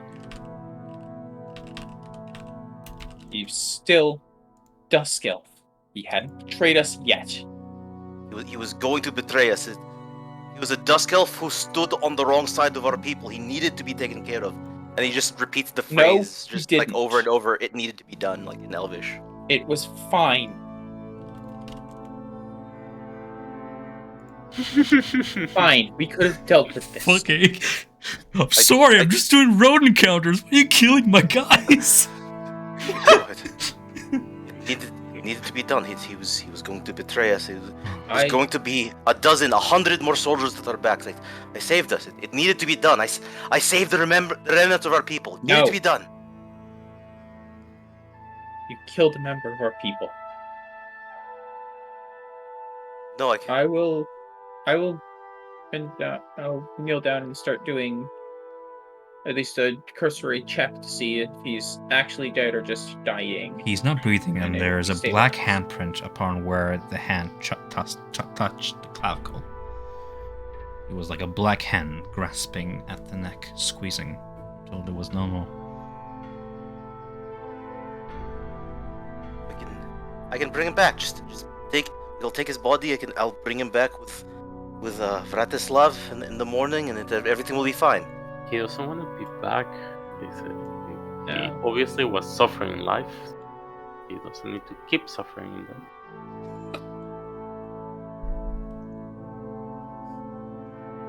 He said that he was working in a task for Strahd. Maybe check his pockets. Yes, I will start kind of give at least a pat down to see if he has anything on him, and if as far as doing that, I'll retrieve the note that I had given him, as well as anything else that he has. So the note you've given him has been dropped somewhere in the forest in the woods when he got fucking tackled. Okay. As far as what's on him, aside from his traditional elder's jewelry that you recognize are among the most respected, if only in the past, perhaps at one point, most respected of your kin. He has like gilded jewelry and bracelets and stuff upon him that you can take and pawn for all I care. Because this is a highway robbery, apparently. But no, he doesn't have anything else on him in terms of weapons. This was an unarmed member of your race. Whatever he may have been sent to deliver, he has delivered. He was on his way back to the southern camp, perhaps. There's not much you can glean from what you find on him, because it has been done. So Casimir is just going to look over at Zavik. No, they cannot. I need you to tear the body apart and toss him in the woods. Casimir, what's anyone your who alignment? finds him must think of. Yeah, fuck, dude. Rolling I will. I'll attack I us. will. It was lawful neutral. It's probably different now. He's asking God Zadvik damn. to like make this look like a beast got him. You're Just lawful. almost like a sheer panic. You're lawful evil. No. Go ahead and change that, my guy. Yep. Something has taken note of Sheer your panic. action here today. Oh yeah, no, he's in a sheer panic now. Uh-huh. I will go about starting to dig a grave.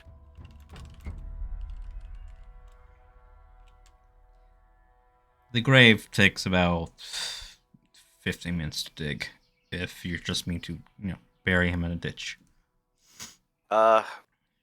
Casimir will help. I Will will- cast mold earth to help. Listen, gotta get rid of the evidence, right? Yeah, no, this is not deep enough. He makes a hole 10 feet by 10 feet. Here it is. Plenty deep. Puts the body in. He apologizes. Like, you don't. I will make this right. I will bring our people back. I will gently take Renardo's body and bring it down, hit, and start covering it, and burying him. No, it's. And again, I'm in the same panic that you saw him lunge. He quickly just mold earths like the hole up. Okay, Casimir, No, as you you start can't, like, molding stare earth at the over the body body, the earth just starts sliding down the whole walls and feet first and chest. You look at the face. Roll me insight. Dude, the caravan behind us is like, what the fuck is going on 300 up feet there? behind, I have no idea what you just done. Casimir, You look at a face that you've looked at time and time again throughout the years. He was just some elder who you didn't really pay attention to because he wasn't a close friend. He had perhaps a mystery, but you never cared to find out much. But now looking at his face, you get the awful, gut-wrenching feeling that not only have you extinguished a life here regardless of its justification, this is not the last time you see this face. Whether it be in your nightmares or otherwise. And that is the little voice in your head telling you, her voice. What have you done? And then another voice, the same voice, as if reflective from the other side of the coin. Marvelous. Marvelous is what you've done. What should been done. He was an obstacle, wasn't he, brother? An obstacle. Find me. One obstacle at a time. And then the earth just swallows the face. he gets distracted as he just starts yelling, almost like in a whispered panic. I did what must be done in Elvish. As he just like makes a 15-foot pile of earth on the. Man, if we had a sanity score for our Cursed Strahd campaign, yours would be like a 4. All right. Roll on the madness table. Right. Don't even need to. This guy just kills without me having to me make him. Alright. Well, how you deal with this memories is up to you guys. But in terms of the caravan behind you, they're 300 feet back. Should you return and try and talk to them to just be like, you'll see Davian go. And what was that about? There was a problem on the road. It's since been taken care of. Yeah. Yes, killed him. Killed it. Killed him.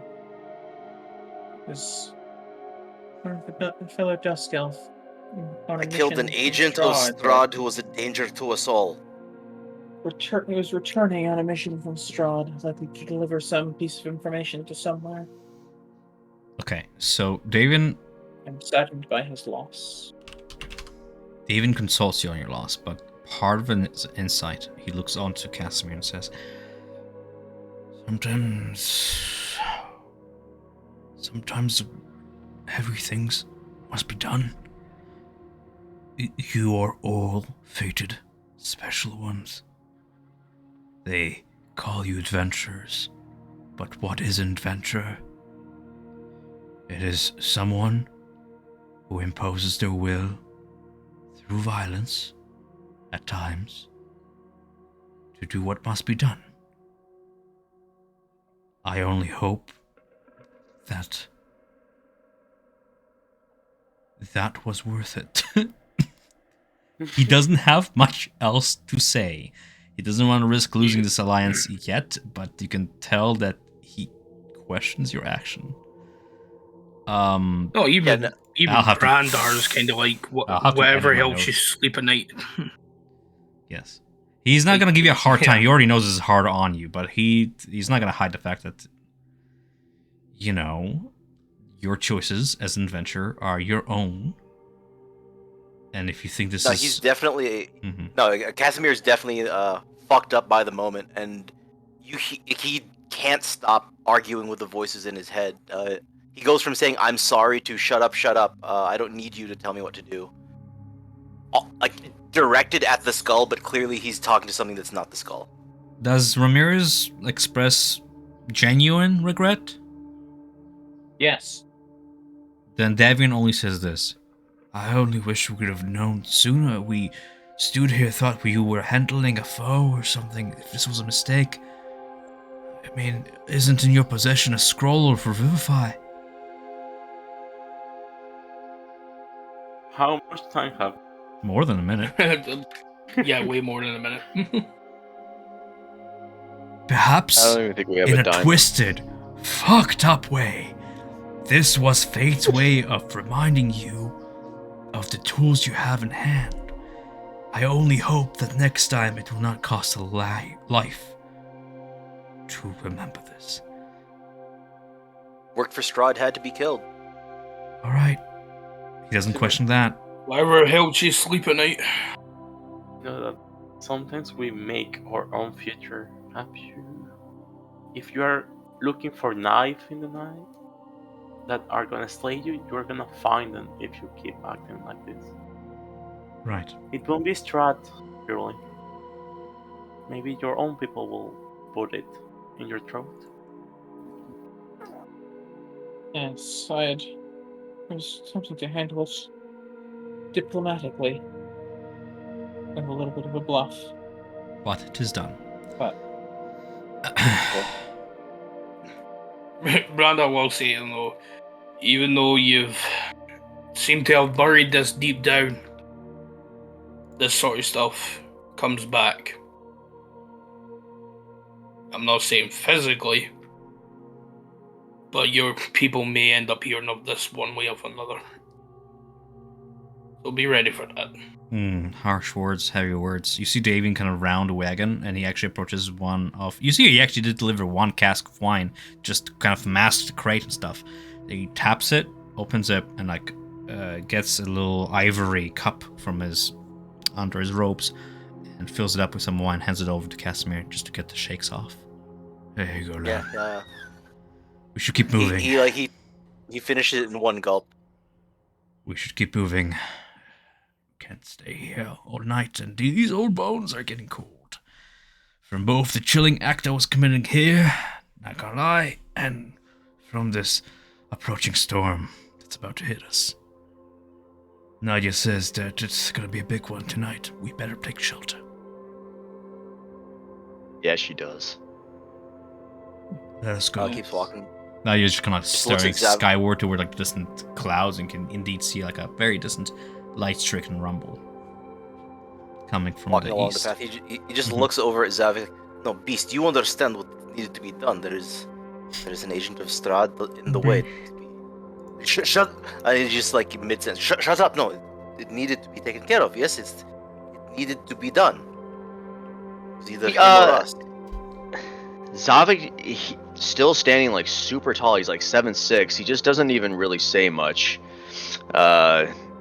He Just looking for anyone to agree with him at this point. No, but yeah, he just kind of doesn't. He doesn't have a lot to say. It's not really his place, but also, yeah, he was just at that point. He's just basically going to start returning to the. He'll just give you a look, and then just kind of shrug it off, and then just walk back to the caravan and get ready. Mhm.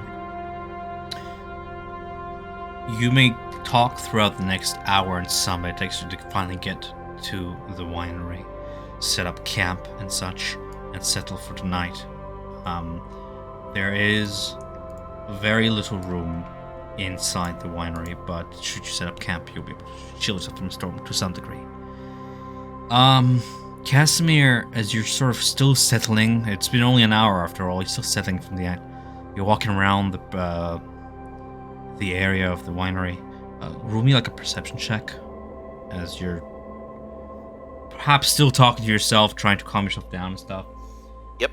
You don't catch the whole conversation, but at some point during that young night, you catch a dialogue between Esmeralda and Dr. Van Ruchten, and you catch the last words coming out of Esmeralda. But if he is judge and executioner, is that how he's going to treat the rest of his people? I don't know, Doctor. You speak that we should have faith, put our faith in the light and these champions, but that one and his mission, I worry that when the time comes, I'll have to pack 3 stakes with me, not just 2. It is madness. You're just sort of like leaning around corner against the wooden wall around the corner. They're setting up camp, and you just overhear this conversation. Van Ruchten stays silent, kind of contemplative, nodding along if you were to peer around the corner, but doesn't say much. This action had consequence along with your allies. Because they work for Strahd, clearly. Sure. Everybody works for Strahd. Everybody must die. Everyone works for Strahd. Just gotta bring the Dusk Skulls back. This is where he snapped and killed the whole party tonight. We're not even doing the Tome of Strahd. Fuck you, DM. Alright, anyways. Damn. But I'm just kidding. Yeah. But have you ever said the one thing that triggered him? Mm-hmm. Now, question for you guys, because I want to just keep this on the wheels. You arrive at the winery, set up camp. You can go ahead and do rations or whatever you need. In terms of the Tome of Strahd, do you want to do that this night or do you want to do it at dawn? And do it now. Okay. Yeah, it'd be done. Yeah, we could do it now. We're okay. Nothing bad happens in the tome. Yeah, sure. So once we went to a dinner, guys. Yeah. Yeah, this time once they're in we're a in a bloody hellscape. war. We have new abilities. I only need cantrips for dinner. Not a lot. I don't have a lot left. Yeah. Don't worry. I have we'll be 0 fine. spell slots and 0 hit dice. Yeah. No. I heal you, boy. Maybe we should just do it in the morning then. Then again, it's like 1, 2 o'clock in the morning. We just fought all day. Do we really want to like jump right into like a book? I don't want to go to sleep, guys. Let's read that book. Come on, let's go. I'm afraid of sleeping with Casimir nearby, to be honest. Do we have our dragon and Willem with us? So, Willem did not even show his face among the living aside from you guys. He remained by the mausoleum, by the dragon skull, and I said in retrospect you could have said goodbye, but he remained at Argynvost. Okay. One reason or another. We just didn't roleplay saying goodbye, so I didn't bother saying what you don't know. So he remained there. You still have Ea's mount with you, and upon Ea's mount, yes, it's the slumbering dragon, which, now I think about it, is on the verge of waking up.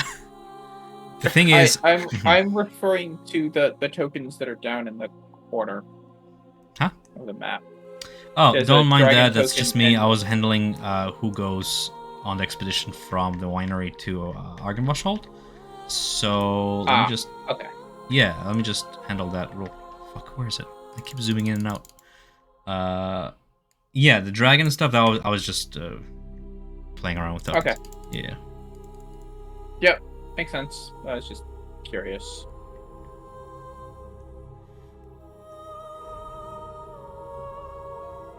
The dragon creature is still slumber upon Ea's mount. The Drake guard Drake.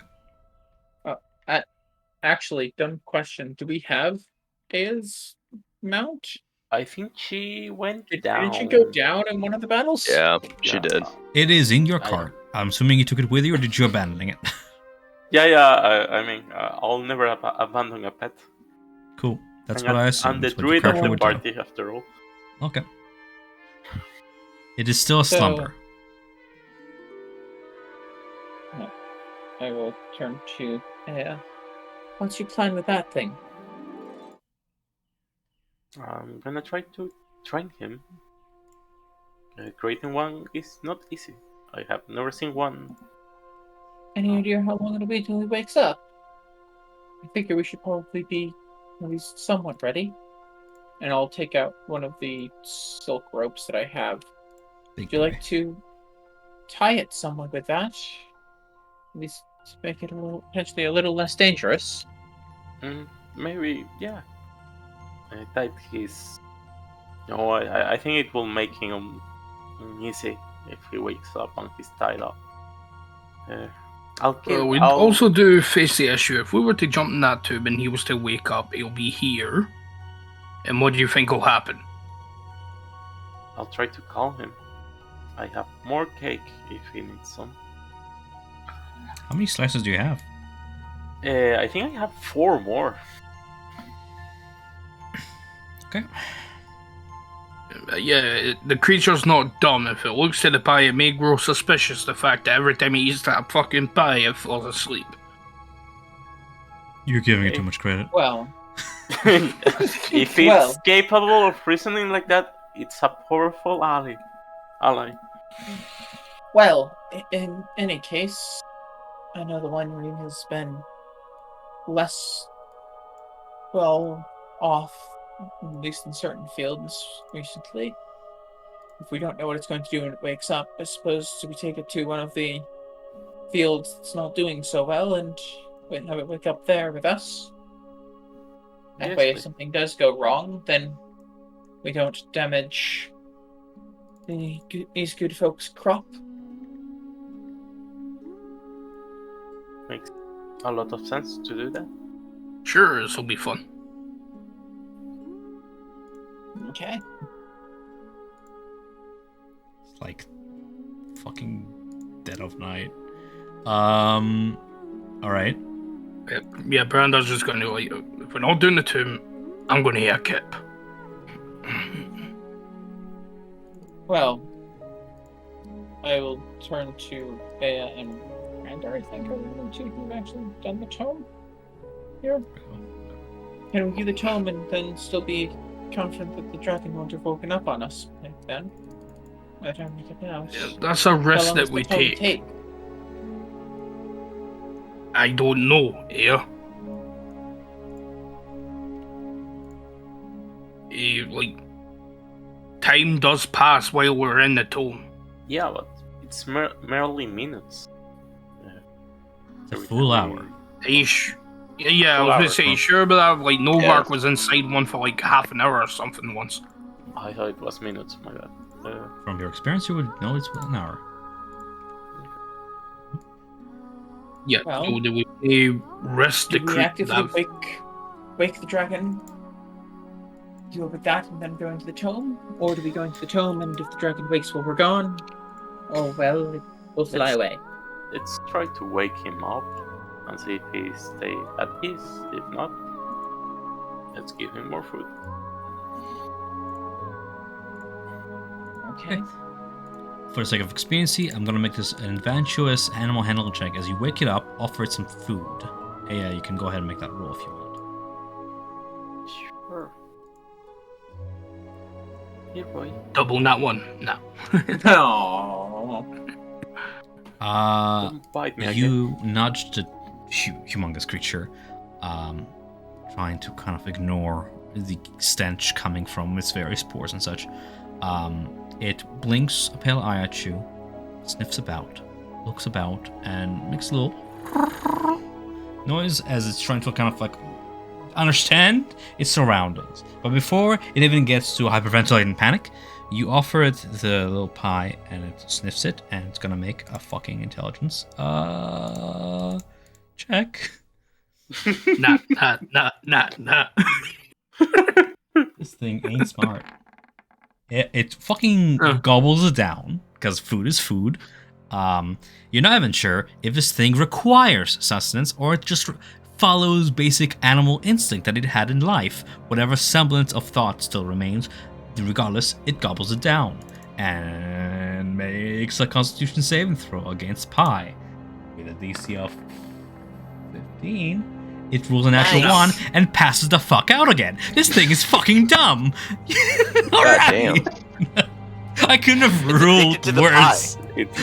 Brandar just kind of looks over and he just goes, "Yeah, great." These are the ally." guard dogs of your order. These are like the alpha of the pack. War machines, Brandar. War machines. Yeah, I don't think you picked the brightest of the lot when you got your new pet. I think you got the mutt. Yeah. I think you might need to do something about your pet. Still needs training. I need to learn Draconic, obviously. Yes. Well, if nothing else, that means it will be out for a while yet. It looks like it's in Let's bliss. say we read the tome and try and find out more about Strahd and what happened with him and this land.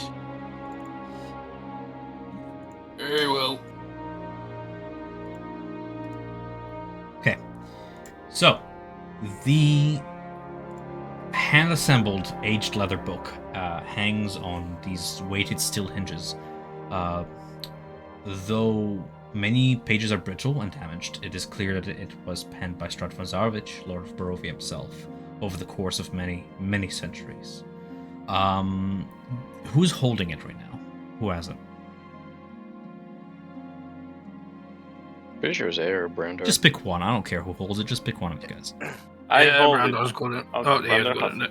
No, on you go, yeah. I got it. Aya's got it?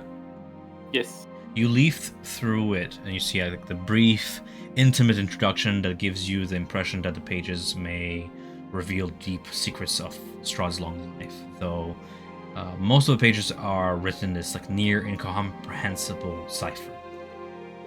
You carefully unlatch the book's clasp, your fingers brushing against those grooves where a dispelled glyph warding once held the tome shut.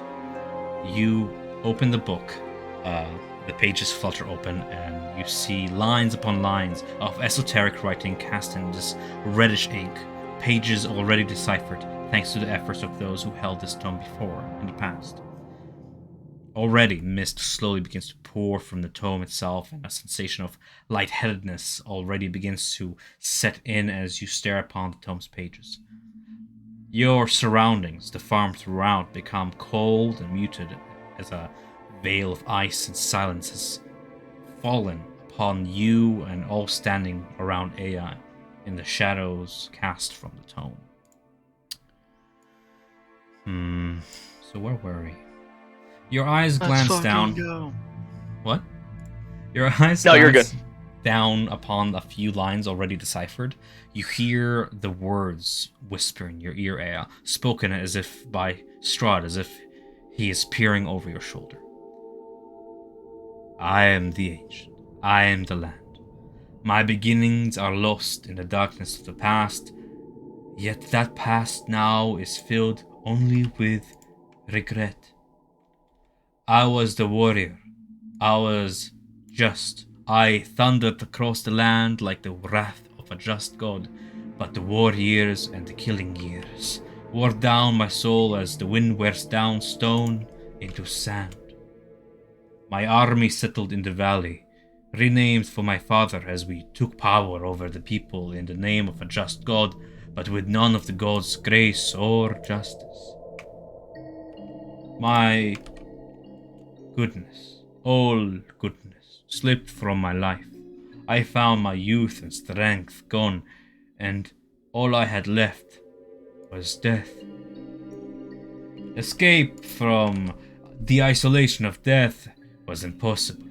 In my many years, I learned that the brightest days cast the darkest shadows. At my advisor's behest, I called for my remaining family, long unseated from their ancient thrones, and brought them here to settle into the castle I built for them. From this plea came a young brother of mine, Sergei. He was nearly grown, and yet I had never known him. He was handsome and youthful. I hated him for both.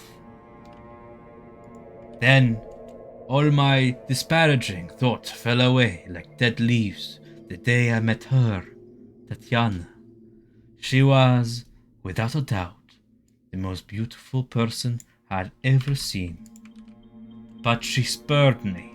It was as if the sun that had favored me had been all along hidden by a cloud, its brilliant glory now shone in full upon Sergei, upon him and him alone.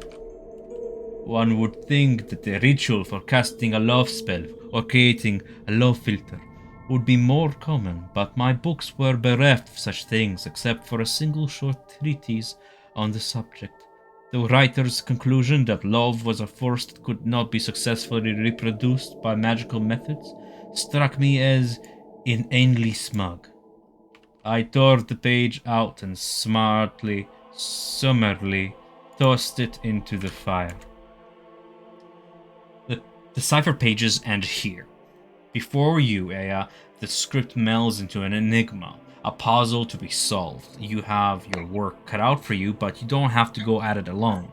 Should you wish, you may ask for the aid of another proficient in the arcane or otherwise capable of helping you in the task of deciphering the tome's chapters. Essentially, deciphering the fifth chapter that we're going into requires an investigation or a con check, depending on what you want to do, and anybody can help you.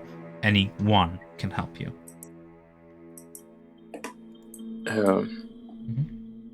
Casimir, may you help me to decipher this? Oh, of course. I just I give him advantage, or do I make the roll? You make a roll, and Aya makes a roll. I'll take the higher of the two. To Arcana. Well, yeah, he knows his stuff. These glyphs mean this. These glyphs mean that. He essentially leads you by the hand through this process. Years of staring at forbidden lore, from possibly sourced from the Amber Temple itself, has aided the customer's eye in recognizing the very script you're looking at now. Strahd has got the script from the temple. You manage to decipher it. It takes about 2 hours of research for the both of you. Into the night at this point, making it about 4 o'clock in the morning, as you have to maybe not nudge awake a few of your party members, but it is done. You stare at your writing, half a dozen pages translated into common script. Already you feel them drawing you in, dragging mind, body, and soul into visions of the past. It is at the cusp of taking you in, and you have the opportunity to gather your party. Do you take anybody with you outside of the party, just so I know? I'll tell Esmeralda. Last time she was interested in reading about it. Sure. She thanks you for remembering her, and you take her into the memory. She'll be in this as well. As the mists swallow your surroundings once more, you feel yourselves grow weightless, your feet leave the ground, and your very beings be ushered into the pale beyond. Then, Strahd's voice echoes through the descending darkness. I began dealing with something far beyond my experience in magic, and needed no wise teacher to tell me it was deadly. Alright, I'm gonna put us into a map here, and let me know if your vision is fine. Or just let me know if you don't. Yeah. Okay. Fine. Yeah, it's good. Oh, good. You settle into a familiar room, Strahd's personal study. Unlike your previous visit here, however, the hearth lies cold. The room is pitch dark and lit by a few candlelights.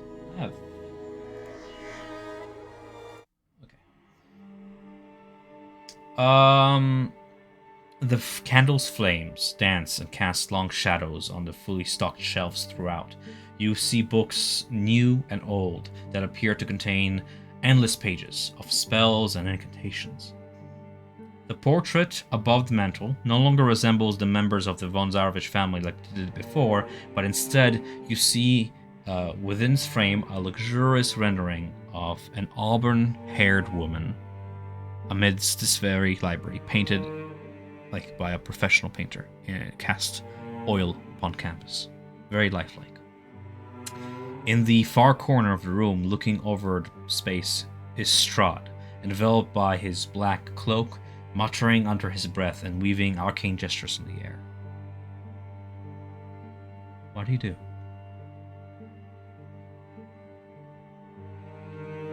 Guess he can't see us. We're just seeing him. If he does see you, doesn't seem to pay any heed to you. Instead, focused on his spellcraft, gesticulating arcane gestures in front of what looks to be a magnificent sword before him that he holds in one hand and hovers with the other, muttering spell work. Anything? Brandar just looks on the table. Can he find anything of importance? Like, Sure, roll me an they Arcana may check. have Arcana. Okay. Arcana. And I would be looking at the central table in a similar fashion. Mm-hmm. Judging by the various reagent brander and such, you can tell that he is currently have read up and in the process of trying to find a way to animate the sword into life and have it essentially be wielded without having to use hands. A warrior's desire in battle is to be protected, and he seems to be following the very desire right now, trying to make it into an animated object. Otherwise important, you can tell that just instinctively you look for that letter from the last memory that you witnessed in this room, and you see it lies there still beneath the pile of spell work. Piles upon piles, probably months worth. Some of them have dusted over. Some of the books have lied there, kind of dusted. Some of them have been moved, but it's been months since the last memory in this room. The pages of the letter have yellowed. Now, I can only handle one thing at a time, so sorry, Ramirez, I missed what you said. Well, what were you doing? I'm doing something very similar to kind of the main table up here. Sure. You can, if you're just trying to parse out what's actually there and what's not, what's useful. There's much esoteric usefulness in what you see. Various spell components that are gemstones, precious ones, that are used as spell focus by spellcasters of very high knowledge level. I don't know how to say it, not meta. It looks like the study of one who has been at this for months and has progressed rapidly. But even though through this impressive feat, you can still see frustration upon Strahd's face. Whatever it is he was searching for, perhaps he hasn't found it yet. But there's much spellwork progress here. Okay. You look upon yourselves, your bodies, unlike previous memories where you took upon the roles of people within the memory. Right now, you are but lingering shadows moving. As you move, the candles seem to like flicker, barely reacting to your presence. You are ghosts in the room, voices in the room, with freedom to do whatever you wish. Anything else comes to mind? I will try and physically interact with something. Just kind of, can I can push you books on specifically the table what are slightly? you With the appearing like a ghost. If I put my hand on a book on the table and kind of just move it an inch to the right, does the book move, or does my hand kind of pass through the book and it moves? I'm actually like a breeze, like a draft through the room. It does move. You can kind of see Strahd break concentration for a moment and frustratedly look over his shoulder, just click his tongue in annoyance and say, "Damn castle. Damn this place." And he attempts to reconcentrate back on the spellbook. I will whisper to Strahd in his ear, like, I don't know, trying to say that on his thoughts, like, you cannot force love over and over again. I can try, can't I? I mean, damn them.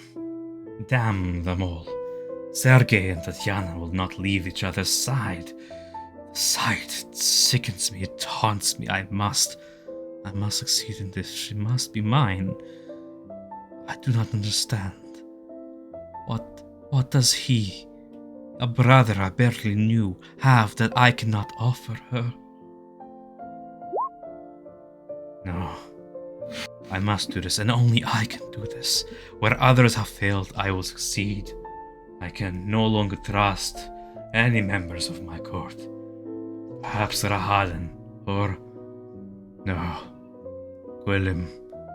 Alec Gwilym has proven useful, yes. He has brought me these books. Look at the progress I have made. He seems to address you like a voice that he has heard before, in his head, perhaps his method of inner monologue. But he seems to perceive you as a familiar friend. Willem help me so. Brought these books to me. I am close, I can feel it. I am on the cusp of unlocking the secrets to love. But only I may succeed in this. Everyone else, they're fools all. I am surrounded by fanatics, fools and assassins who seek to eliminate me. Even members within my very court. Mages I consulted. They would not aid me, for they seek to destroy me, starting with my aching heart. He seems still hell-bent, desperate in his pursuits for Tatiana. But Is your he voice... looking away from the picture right now? Is he looking away from the picture currently? No, every now and then he glances at the picture. Every time he utters Okay. Tatiana's name, he glances toward her. You can tell that perhaps he commissioned this painting to be hung here in front of him, half to torment him and half to egg him on in his pursuit. Sometimes he even looks up to the picture as if the voice, Aya's feminine voice, is Tatiana's, speaking to him through the frame. Strahd is engulfed in some sort of borderline love-stricken madness.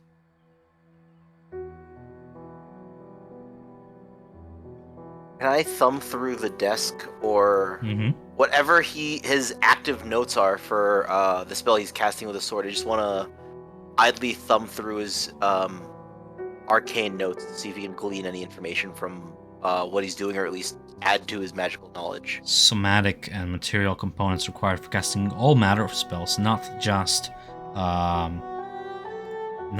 one that he's casting currently. High level spell, higher level than what you're capable of casting now. Along with that, you also see various almost warlords battle tactics on the desk, various plans for Barovia advancing beyond open borders, because you realize this is old Barovia before it was closed up. There are still lands out there for him to conquer, and those plans are laid out on a desk, but they seem discarded, as if ruling Barovia has taken less of a priority than this spell work. Along the spells, I'll tell you what he has. Just have to not misspell Strahd's name 3 times in a row, because I'm trying to DM and type at the same time. Let me see here. Ruby and Arcana check? This is advanced stuff that you need to sort of... No, he can't like copy anything. He's more just curious to see if he can like glean not even to more copy, even insight to into glean the different symbols, Yeah, and it all depends on your Arcana check.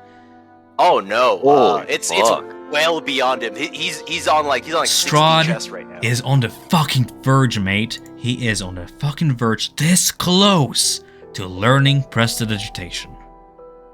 Oh, he's a fucking. It took me like 10 years to even understand how that spell worked.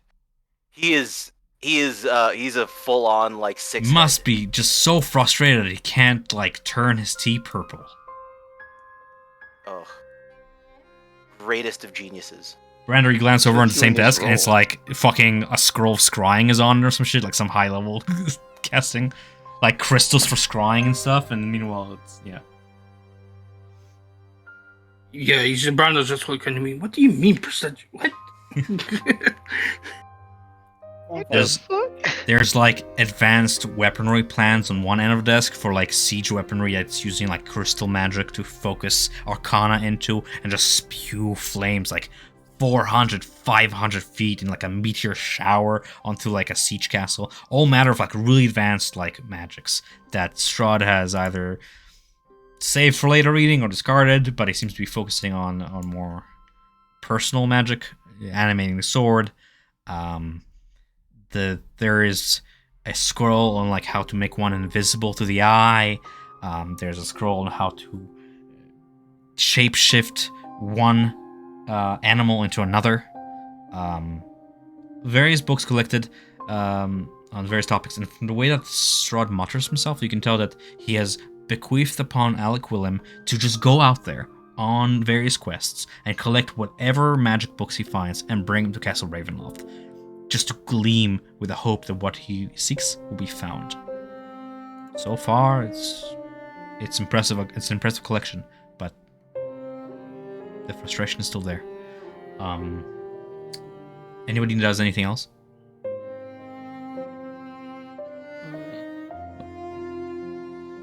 I use my big toe. I use my big toe to lift up just a little bit of the carpet just to make sure that circle is still there. It's where you that left Nadia it. had told us.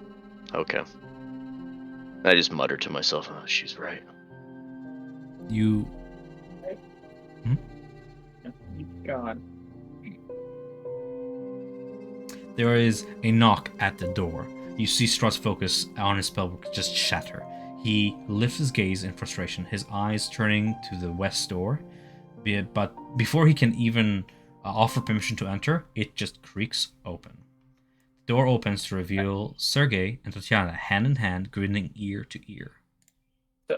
So as soon as Strahd has turned away from the picture, I'm gonna cast Minor Illusion on the picture to make it an image of Katrina.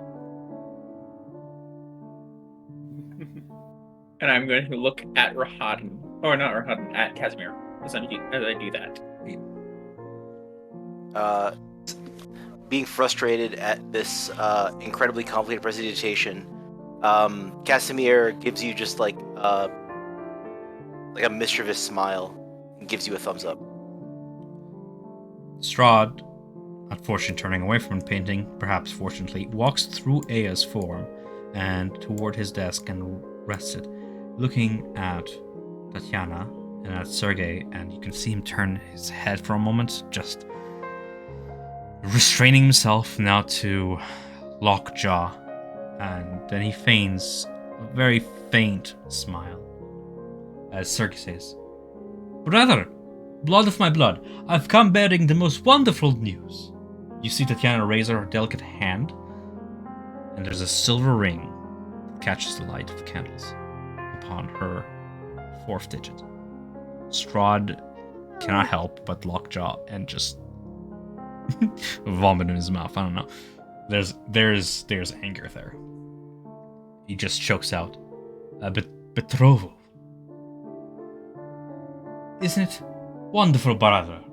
As Lord of the Castle, we hope to receive your blessing and host the ceremony in the castle chapel in 1 moon's time.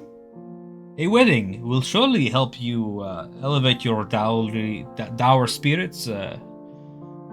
With all due respect, my lord, it has been some time since you've stepped outside. Perhaps preparation will give you a chance of getting some fresh air, no? How long has it been since you stepped outside, brother?" Just watch Strahd's face grow pale. There is a moment of silence that lingers long enough to allow whispers to enter Strahd's ear. Your whispers, whether to temper or stoke the anger boiling just below the surface.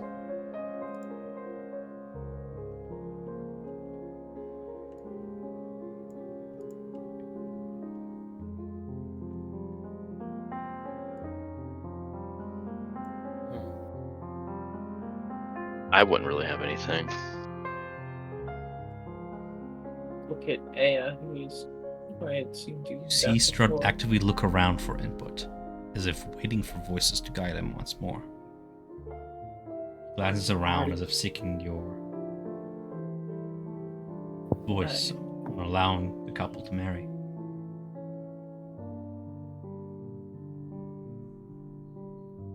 Hey, why not? After all, your love is in the picture. Is she not? And I've still got the image of Katrina up there. Strahd glances toward the image. There's a flash of fury. It just whispers, "You mock me still." And then you recognize a brief gesture of dispel magic that he is now capable of casting, as he just dispels the magic upon the portrait.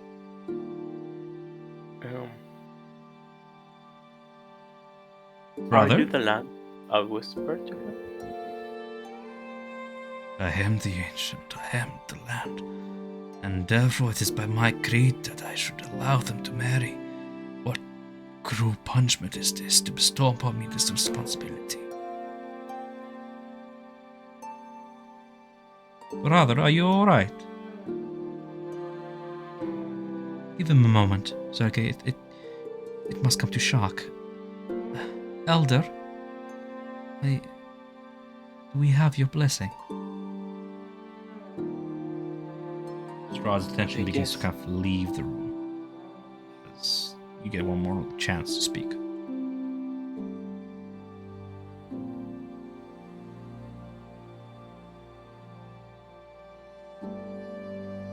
Without guidance, Strahd turns to Tatiana. The two engage in some pleading. You hear Tatiana refer to Strahd as Old One and Elder out of a sign of respect, but every time it wounds him so, and you can see it upon his face. In the end, Tatiana's plea overtakes all else. But I would whisper in Strahd's ear, "Don't you want her to be happy? Besides, Sergei's not sure if Sergei's not good for her. She'll find out on her own, and then come to you seeking aid. Until then, let her learn." happiness. Her happiness, whispers Strahd. He glances toward Tatiana, who is expecting an answer, and slowly, painfully nods. Tatiana and Sergei take their leave through the doors. You watch the door close, and then it dawns upon Strahd what he's just done. Casting, make me a dexterity check. Save. Oh boy. Nope. You feel something whiz by, and though you are semi-incorporeal, it still passes through you. You barely dodge. It grazes the front of your clothes. The sword that Strahd was handling has elevated itself into the air and sailed across the room and has embedded itself into the door. You look at Strahd and he has his hand raised and he's breathing heavy. There's sweat down his brow. His hair is a strand of it is just hanging in front of his one eye, and he just curses into the wind.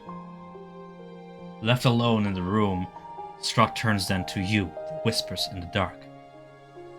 She calls me Elder, Old One, yet she has fallen for that gullible, faithful boy, that faithless boy. You watch Strahd pace over the desk, searching for and not finding any breath of fresh air as he just begins to hyperventilate in rage. All is quiet within the keep. Now, if Sergei lacks faith, as you say, surely he will push her away eventually. Let her make her own mistakes. No. Be there to catch her when she falls. No. That boy should have been a priest. Why couldn't he have just pursued that which he has been destined? I am the eldest of this family. Why? Why is it that I am fated to watch him claim her as I die away? Time is running short, he says, returning to his studies and lighting some candles around frustratedly. You see him pore over several books of what looks to be highly unusual and uncommonly advanced matter. Within them, lines upon lines of lore, most of which is quite incomprehensible to a lot of you. And to those of you that do understand that, the matter is dark. You'd suspect the origin, the original writer of the books, perhaps participated in a number of ceremonies that would have met with disapproval from most of the magically talented, all except Casimir. You look upon these books and what he's pouring over, and you're like, for all the awful things that Strahd has done and will do from this point of time, the magic studies is impressive and worthy of you. Worthy of you to claim Yes. it. You need to Anger memorize. is the answer. You need to memorize this place.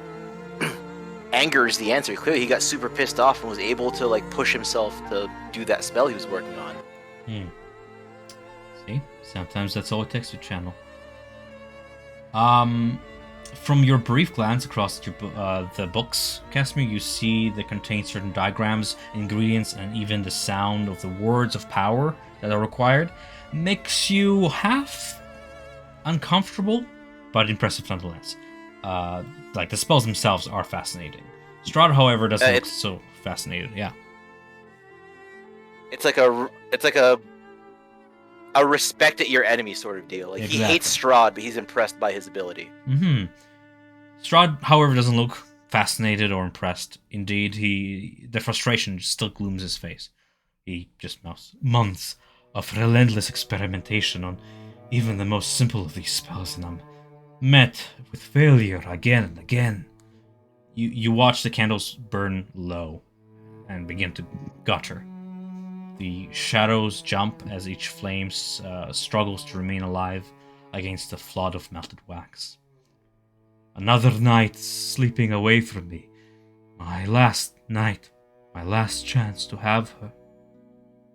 Impatiently, Strahd grabs the book before him to bring it closer to the dying light, and then his tired eyes widen. There it is. A spell for obtaining the heart's desire. Gods, why couldn't I read this one before this moment?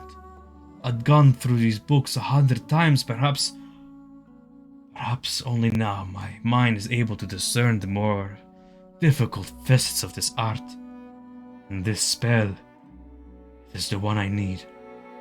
The one I had searched for so long to find. The ingredients were there they are. Bat's wool. He eagerly brown. looks over his shoulder as he's saying all this. You see his finger trace the ingredient list, and the words are weird. They seem to shift as you read them. You read bat's wool, ground unicorn horn. Yes, things that any high-level spellcaster would have. And then you see the candles, flames flicker again. You know that there's no windows in this room. Wherever this draft is coming from, if it's not from you guys, you wonder where it's coming from. Esmeralda is keeping completely still, just observing all this. The candles' flame flicker again. A curl of smoke drifts into Strahd's eye. He blinks them clear and resumes reading. You resume reading as well with him. Bat's wool, ground manticore spike. That wasn't right. You start over. Rat skin, ground manticore spike. You watch in frustration as Strahd's frustration returns, as on the fourth reading, Strahd just gives up in despair. It's useless. Just almost as excited as he is. No, do not give up. You're so close. You are close. Everything is at your fingertips.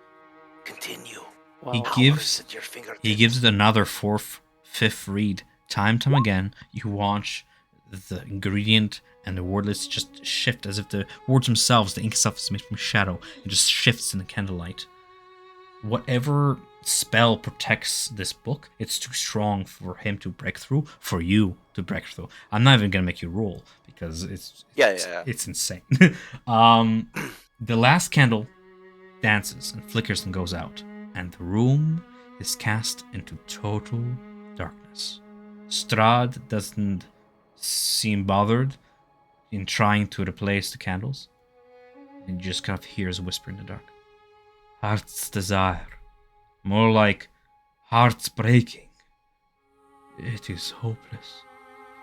The answer to all my problems, the cessation of all my agonies. It is in my hands, but I am utterly unable to use it. I might have to study for years before. Hopeless. Hopeless. Hopeless.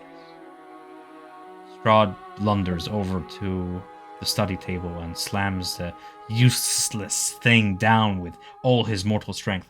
Fists clenched, you see the rage boil again. A berserker's rage that usually I recognize. Just as berserker's rage willing to slam other things, break them, tear them apart, tear the whole keep apart, starting with this idiotic collection of magical studies.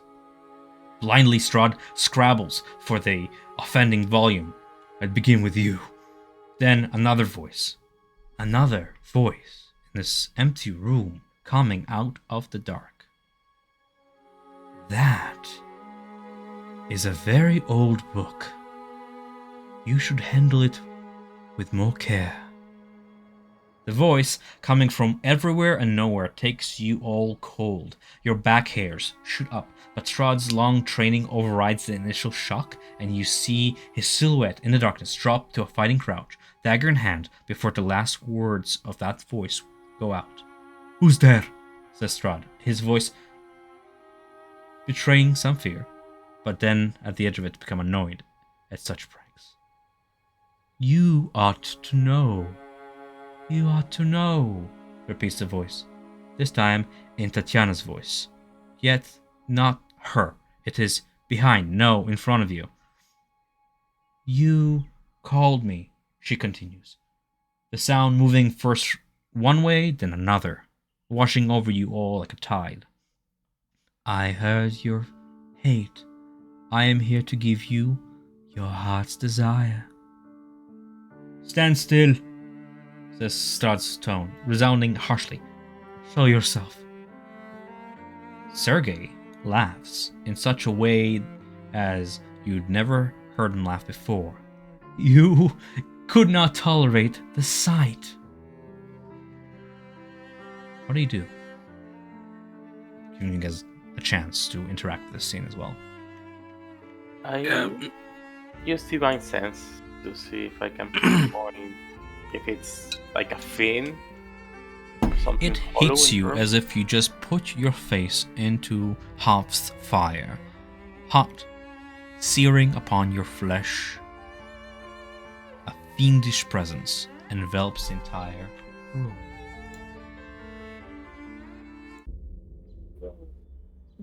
Brando's just looking a bit, just trying to see if he can discern where it's coming from, looking up at the painting to see if it's doing anything or... The painting seems to twist and writhe, but the voice and this presence, this entity, is not confined to just the painting. It is all around you, twisting the entire room. Brando, if you're just doing a check, you want to do like Arcana or something, just to see how much you'll be able to detect beyond what everybody else is. It would be Arcana, Investigation, what would it be? Arcana, probably. Eesh. The voice is an illusion born of magic. Whatever speaks to Strahd is using their voices, hoping to frighten him by their very familiarity. And while Strahd is no trembling child to fear a noise in like out of sight, you are not sure of the exact nature of this voice, but the mimicry is on point. The laughter grows. Yes, yeah, sorry. I'll tell him, you are the Asian, deny it. Whatever it says. You begin to see Strahd respond to your voice. He begins to cast a dispelling, dispel magic spell, but it just grows mute in his hands. I've summoned your presence. I can dispel you, he says, but he's half convinced in his own voice. And as he's saying that, I will, in my Rahadan voice, say, "Power that is not yours always comes at a price. Use your own power, not someone else's. You What? have always been the strong one. You have been the leader. Don't rely on someone else. Someone else's power." I did not. Who are you? Who are you to question me? Rahadan's voice laughs. The laughter grows, filling the room, filling your heads. It is rebounding off your actions. Strahd clasps his hands over his ears, like the dagger drops to the ground. Whatever is with you in this room would not be vulnerable to such an insignificant weapon. You are dealing with something far beyond your experience in magic and need no wise teacher to tell you that this thing is deadly. You find yourself thinking, repeating the words in the beginning of this chapter. Yet, it wouldn't have come without some sort of type of summoning on Strahd's part. Thus, you see Strahd continuously hold on to that gesture of dispelment, listening to Aya's voice. And then Tatiana's voice whispers, "Strahd, don't you want your heart's desire?" Her voice is sweet, but then is replaced by Sergei's. "Or will you let her go to your brother?" Then Tatiana's questioned voice mournfully says, "Will you let me go to your brother?" The torment on Strahd's face, the expression deepens. "Will you let me go?" Dive for the knife that Strahd dropped and stab it into the book that he'd been reading this Heart's Desire spell from. You go ahead and roll me to hit. Okay, I'm just gonna use this guy. I'm assuming it's just a standard dagger. You knock the book out of Strahd's hand, piercing it through. Do you keep hold of the dagger? No. Okay. I'm just trying to basically run it through and you run it through the book, and it lodges into the book, into the bindings, into the paper, and just shish kebabs it, and out of Strahd's hand and drops onto the floor in the darkness. Strahd peers around. You can tell by the way he's looking around, he does not have any dark vision or anything. He's peering into darkness, and you just knocked the book out of him. So he's just stepping back in a defensive position, trying to just discern where this impact has just come from. But the book is out of his hands, and yet the voice remains, echoing. "Will you let her go?" The voice demands. As he's distracted, can I sneak by and try to pick up the book? You can. I try to give Strahd a wide berth as I do so. Sure. I don't want to touch him. Like, I get it. I just want to, like, give him as wide of a berth as possible and, like, go for the book, and then if I can grab it, just, like, bear hug it, and then I step across the room. You grab it, and then as you step across the room, you can feel the book turn into the same misty substance that you are made out of. It is now within your grasp. Vanish. I'm holding on to it for dear life. It is not vanishing from you, it's vanishing from Strahd's reality. You have just made a book vanish out of thin air. Hopefully he didn't see that. That's why I was doing it. Because as soon as you said it was dark, like, I wanted to try to make a go for it and try to hopefully glean some information later. Try and pick up the book, but he can't find it. He curses under his breath and just turns around. And the voice again demands, this time in Alec Williams' voice. "Will you let her go?" And just hear Strahd whisper, "No." His eyes are wide in pain. "She will be mine." The voice... With whose power in Rahan's voice? I'll say. I was gonna switch to Abyssal and say, I don't know if he understands, but I'm gonna whisper, will you sell yourself for her? Your soul, your everything. Roll insight. Insight? Sure. Mhm. Your voice resounds throughout the room. You are speaking through the entity, it shaping your words, but not melding them too far from what you've just said. Nonetheless, you have just layered your voice with Rahadin's at the same time, and they both reverberated at the same time. And from a 14 insight, you can tell that Strahd does not speak Abyssal. You have just added a layer of like demonic speech to on whose power. And then As no, just to add to the chaos, is everyone's like, what will you do for her? In a very thick Dusk elf, whatever accent that would be, because I know not everyone has the red alert accent that I'm doing. At first, you kind of all you can see that Strahd refrains from answering. As then the entity's voice adds on to what you guys are saying, repeating the question. What will you do to get her? It demands. Nothing beyond your means or skill, Strahd, says the voice with a measure of contempt. Shall we begin? You already have the most beautiful crown jewel in your grasp. Why do you dig in the dirt when you already have the sun and the stars? Referring to Patrina. She is my sun and stars. He is my everything. She must be mine. By right of my life and conquest and all I have been through, we are fated to be together. I will give anything, this castle, these lands, to be with her. Strahd gestures You rely on vaguely the power toward the of table. another. Lose your independence. Give up being the man who I know you to be. I You're do not strong, understand powerful, your riddles. independent. Why accept power from someone else?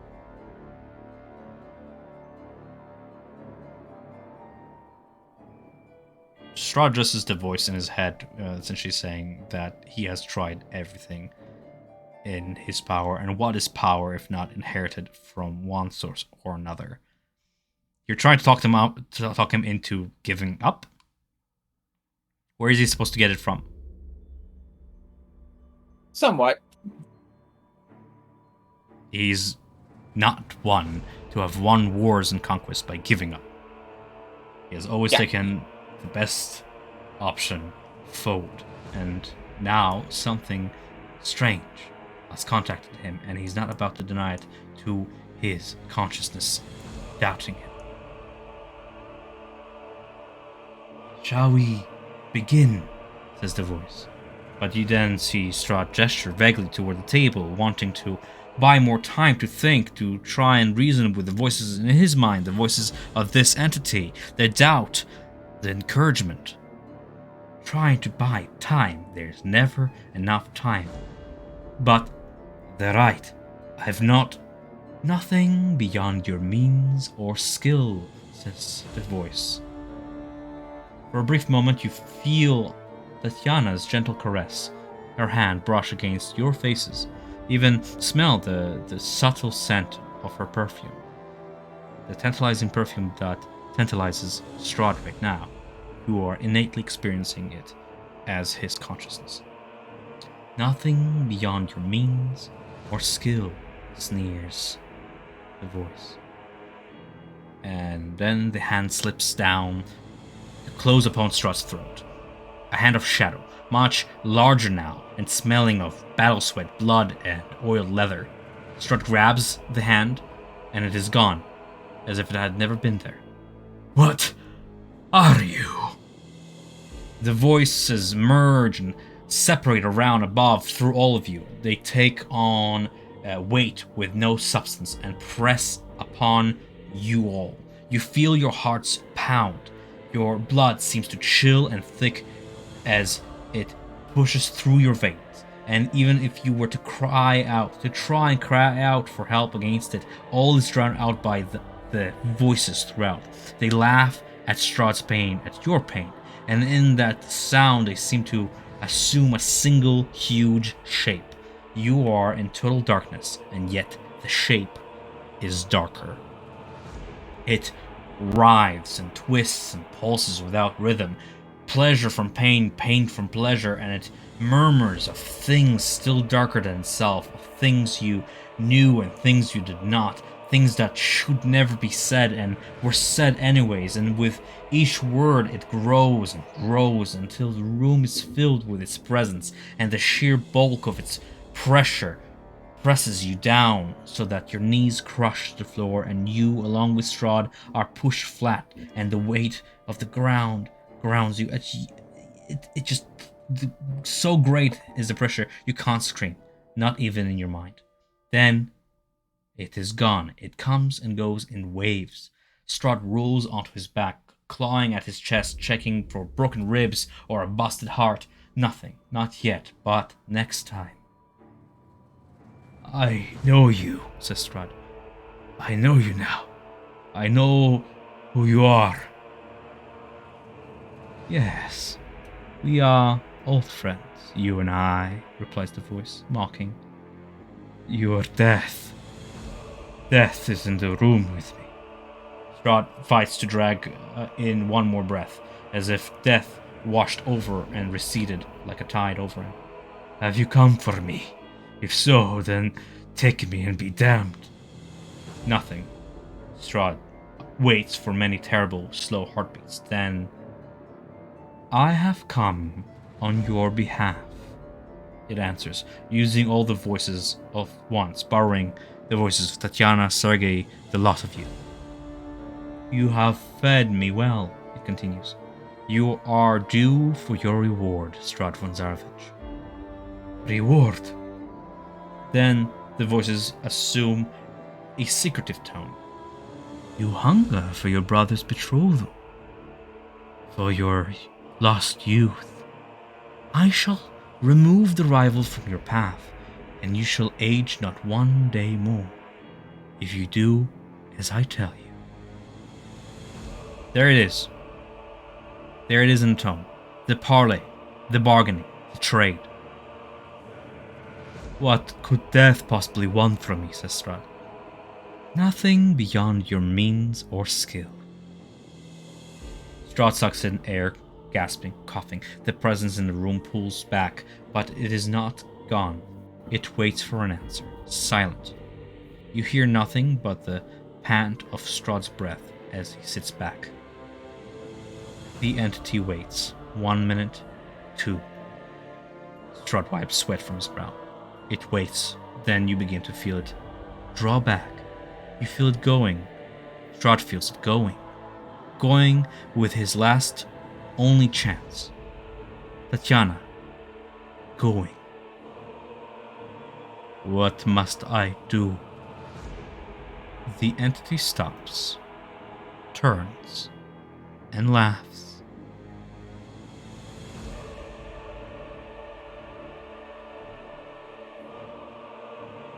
How are we going? How are we doing, guys? Guys want to keep going with this memory, or do you want to call it here? I can go 10 minutes more. You push through the horrifying memory then. The growing number of voices pierce your mind, and the wind that claimed the candles whips your cloaks. Your vision returns, and you stand elsewhere.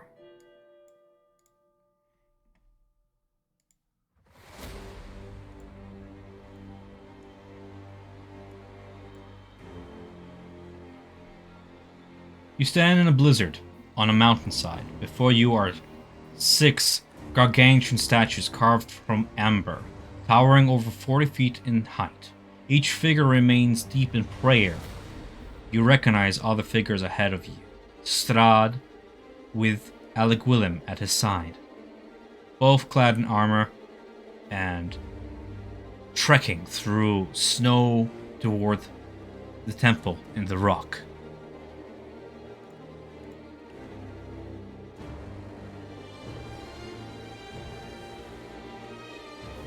What do you do?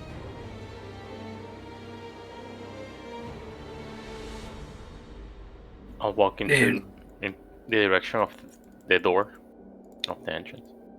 I'll just follow. Yeah. I will get out. How far away are we from it? Reach and ignite Ah. it. You are just at the entrance, about 50, 60 Yeah. feet away from it. Trekking through the snow. I'll put my hand on the amber cloak pin that I have. It is my arcane focus.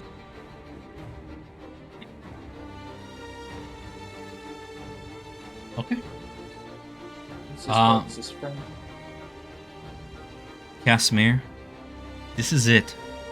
This is before you. Perhaps not in reality, but yet so tantalizingly close that even a vision of it sends your heart pounding. This is the Amber Temple, you realize, as it is in the images you saw in those tomes you've studied. He's walking forward without even realizing his feet are moving. He's just like, this is not my people, my sister. This is everything that I need. He squeezes his his pinky finger, which has something signet eerie ring on happens when you say that. As you say, "This is everything that I need." You say that in the exact same cadence and time as Strahd beside you. Both voices speaking at once in the same cadence. Exactly what I need. Poopy.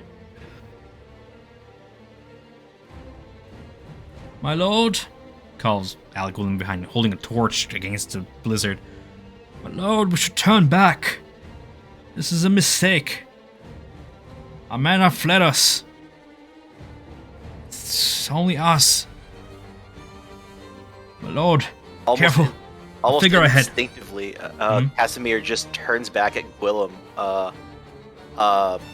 thinking it's one of his party members. And he just snaps at him and says, His voice. "Shut up, you fool! Not when we're so close." Fair enough. As you do that, something in memory seems to react to you, and just a wind blows him back. And he's trying to struggle in his furs and clad armor. He's trying to keep on his feet, but he just slips on a bit of ice and falls backwards as Strahd proceeds onwards. You see Strahd hold a torch in one hand, and he has a sword drawn in the other, and he's just marching toward the entrance of the temple. Who's rolling initiative? That was me rolling to kind of ignite the whip. That I have flame and torch and can stand up against the cold with that. Similar to others. Enough. I am just igniting my torch to see how that doesn't cold. Okay. I will ask Strahd, will we regret this? I have never regretted an advance. Not in war, not here. Look how far I've come, and now it's within my grasp. This voice. If it offers a price too high to pay, I will pay it nonetheless. All this for a girl. What a simp. You approach the colossal entrance carved into the rock face. The flicker of torchlight fights against darkening skies, and its light, in its light, you see Strahd's silhouette glide across the snow toward the robed figure standing outside. The figure raises a pale, gnarled hand in a gesture to stop Strahd's advance. You barely hear a hoarse voice call out through the storm. "Turn back, Lord Strahd von Zarovich. Leave this place." And you hear the ring of steel as Strahd draws his blade and paints the snow red with the blood of the robed figure. It falls to his side, dead, as Strahd just proceeds into the temple's depths, and his general just stops briefly to glance at the body and then proceeds after Strahd. in one fell swoop, he just kills this figure. It keels over to its side, paints the blood red. But Ramirez, you're standing right there, and you note something curious. There is no remorse in Strahd's face, and perhaps that is per norm, per usual. But you glance down to check if the body's okay or something, or you just push your torch to it. And as soon as it hits the snowbank, it itself turns into ice and snow. And while there's still some blood melting to it, the entire body just turned to snow. The clothes remain, but the body's gone.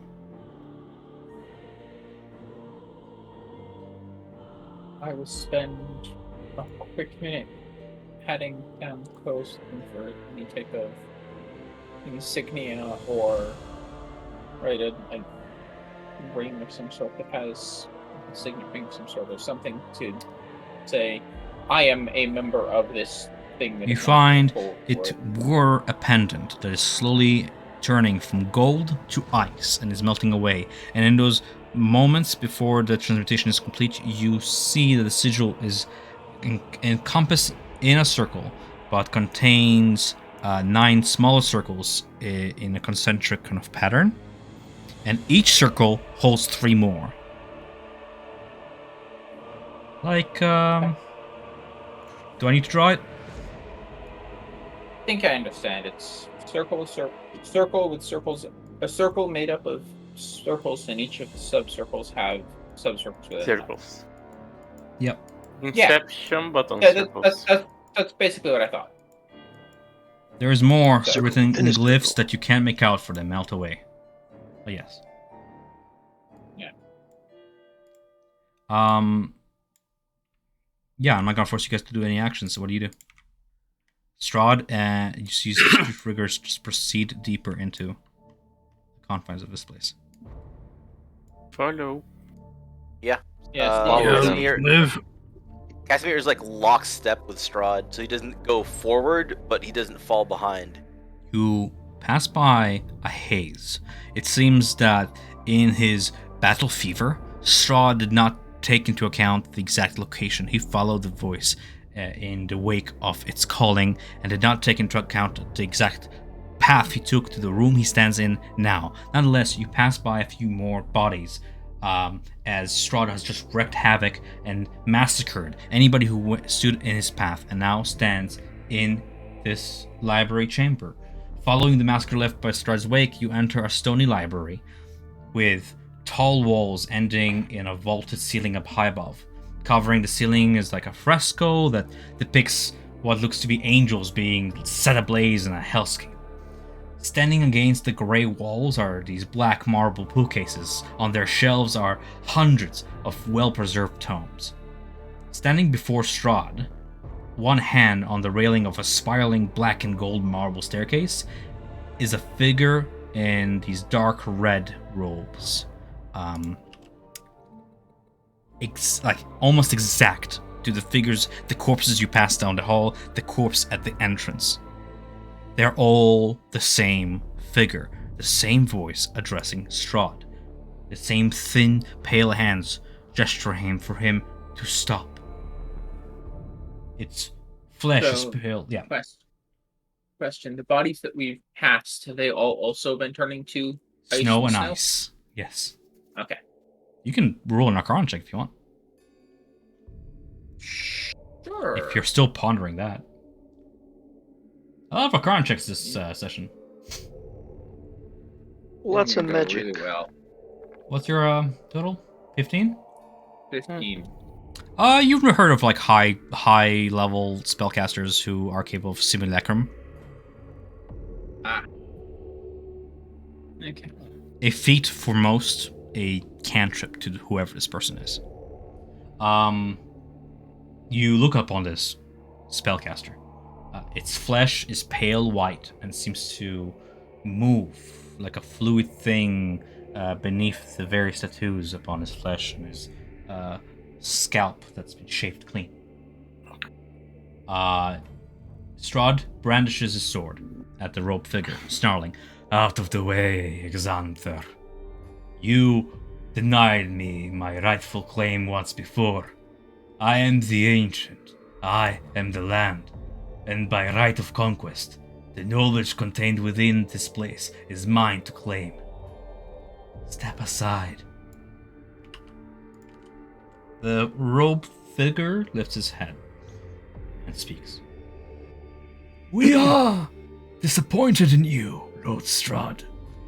We've warned you of the powers held within these vaults, but you would not listen. If you wish to commune with these ancient vestiges, we will not stop you. To do battle with you is suicide, and will end only in our demise. Enough blood was shed this day. The robed figure steps aside, head bowed, as Strahd steps forward down the spiraling steps, Gulim, his servant, following close behind. Anything you wish to do while you're in this room? I'm gonna say like I'm gonna leave, but keep going. I'll see the stream. If Sure, if that's what everybody else is okay with as well. I don't know. Yeah, if you gotta bounce, go for it. Because I actually gotta leave in like just a tiny bit. I gotta get some food and everything. I'm dog tired. Hey I guys, should we can just call it probably here end and leave it on cliffhanger. That's fine too. Yeah. Okay, we'll leave it here. Yeah, I think ultimately that's probably the right call because I too should probably Mm-hmm. end and get I'm some gonna sleep. leave you off with. This was fun for me. I only wish it was as fun for you guys as it was fun for me. Thomas Strahd offers a bit less. What's the word I'm looking for? Player agency than I'm used to. Mostly because it's been written by the DMs Guild and they took into account of tell story first, player agency later. I hope that I am still able to bounce off your guys' actions nonetheless. Yeah. I liked Yeah, it, yeah, especially in the room and like messing around with stuff. I Messing love around, the, taking Trina. things, that's all allowed. It's just it's very hard to change the past. The Tome Strahd is about telling Oh yeah, the no, past. I I know. I What I whisper, it's mostly to see his perspective, like if he had remorse, if he has doubts, things like that. Oh no. It's really interesting. He's a man driven by his actions and he trusts his own voice so much that he's talking to himself. You, his consciousness. Yeah, that's fine. Yeah. I was kind of using some of the stuff that I was doing to try and set him somewhat There's the against first sign Strahd. of madness. Mm. I mean, trying it's to having change to a one Strahd's mind. conversation. Strahd believes that he cannot trust anybody in his court as of this moment, especially with an assassin going about and with people possibly conspiring to have his brother take his throne from him now that the wedding is underway. And there's so much other things that are going on in the background that are yet to be like explained. That's Strahd, yeah, he demonstrates a bit of paranoia and a bit of mistrust, but he will not mistrust himself in his own resolve. So are we gonna regret this? Is like maybe, but that's not gonna stop him, you know, because the nobody else is offering any alternatives. But a minor thing for you, DM. What's up? Just for flavor, think of what Casimir will just find like a large ornate-looking scroll and try to pocket that too. You can decide what's in it. No, because be like that's giving summon me frogs or homework, dude. What are you looking for? And I'll be able to bounce off that. How about that? Well, no, this is his goal, right? And this is a Do repository you want me of to just knowledge. roll for something random you find in this room? Yeah, like Okay. he's trying to follow Strahd, so he's looking for the most ornate piece of thing he can bring back with him that Sure. hopefully won't be missed in the scheme of things. He's not trying to change the past. He's just trying to like get a sneak peek into where he's going next. Mm-hmm. You find our shopping list. Yeah, like it could be like, no, oh, this but- is gonna fix the aqueduct. You want me to tell Something you now innocuous what like I that. rolled?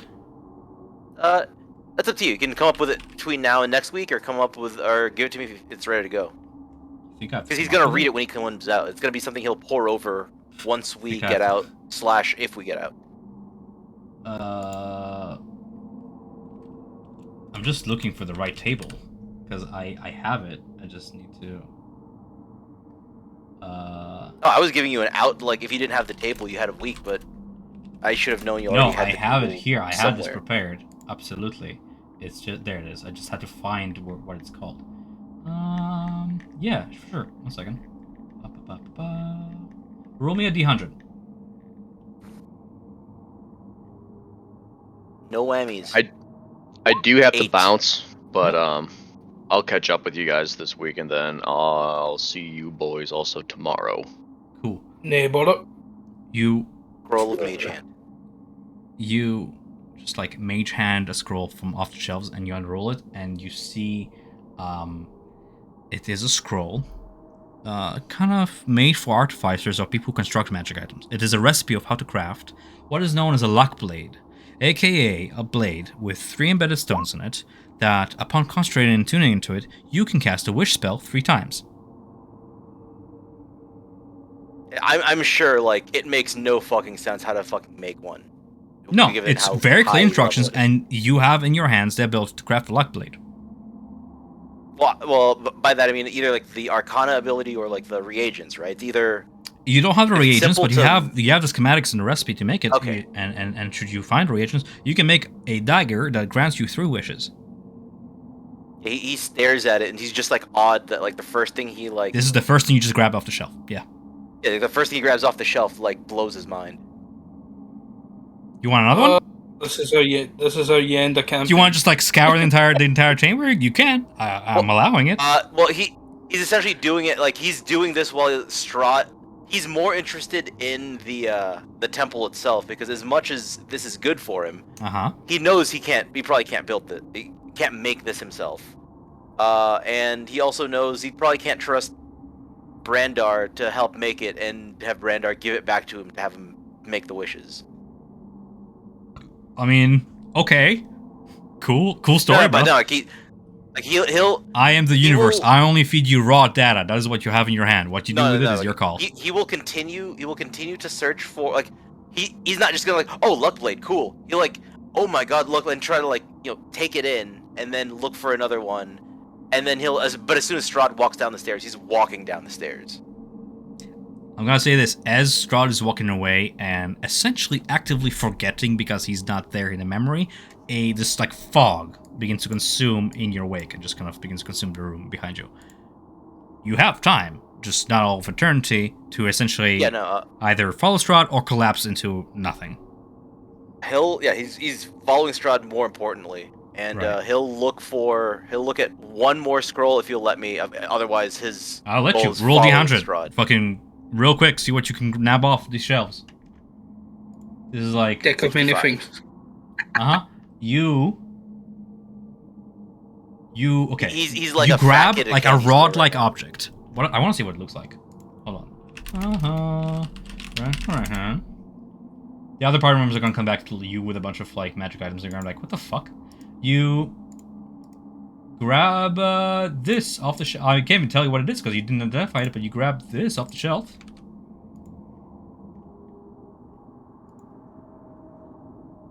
It's a rod with like. I think I know what that is out of character. Cool. Yeah, I know what it is. Yeah. So you grab a very expensive fucking looking rod off the shelf. He looks at it and he's just like, this place has everything. I need to get. He's if anything, he's like even more interested in coming back here. He's like redoubling his efforts. Like, we read this book, fix the boys up. We're coming here tomorrow. When the DM finally convinced you guys to fucking go to the Emperor Temple already. Yeah. But yeah. Yeah. But no, fun stuff. Road encounter was a little bit weird, but hey, that's improvising for you. That was purely roll of the dice. I'm sorry. I You rolled 2 natural ones. It is what it is. Yeah. He was super paranoid, and I think we spoke briefly. Like, there's No, a you few did. things I that liked trigger it. Casimir. I liked it. That's so good. That was one of the things that triggered Casimir. Sure. If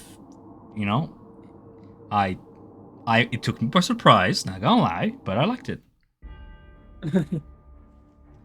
But yeah. Is Casimir alive? Casimir's alive. But like Ramirez, like I'm sure you've seen like outbursts of his madness before. This is probably the first time you've seen like a full-on like explosion aimed at one of your people. Yeah, I think in the past, every time I've seen that, it had been at not a Dusk Elf. Humans, adventurers, others. Maybe he's gotten into a tiff with a Dusk Elf, but that particular Dusk Elf said something that like it was almost like sheer mania that came over him. Just a voice in your head, a feminine voice telling you like, how dare he get coming your way, and just ended them. Yeah, of course. I like it. I like it. Then you learn Casimir was Strahd all along. You have more in common than you think. Alright. That's part 2 of the campaign.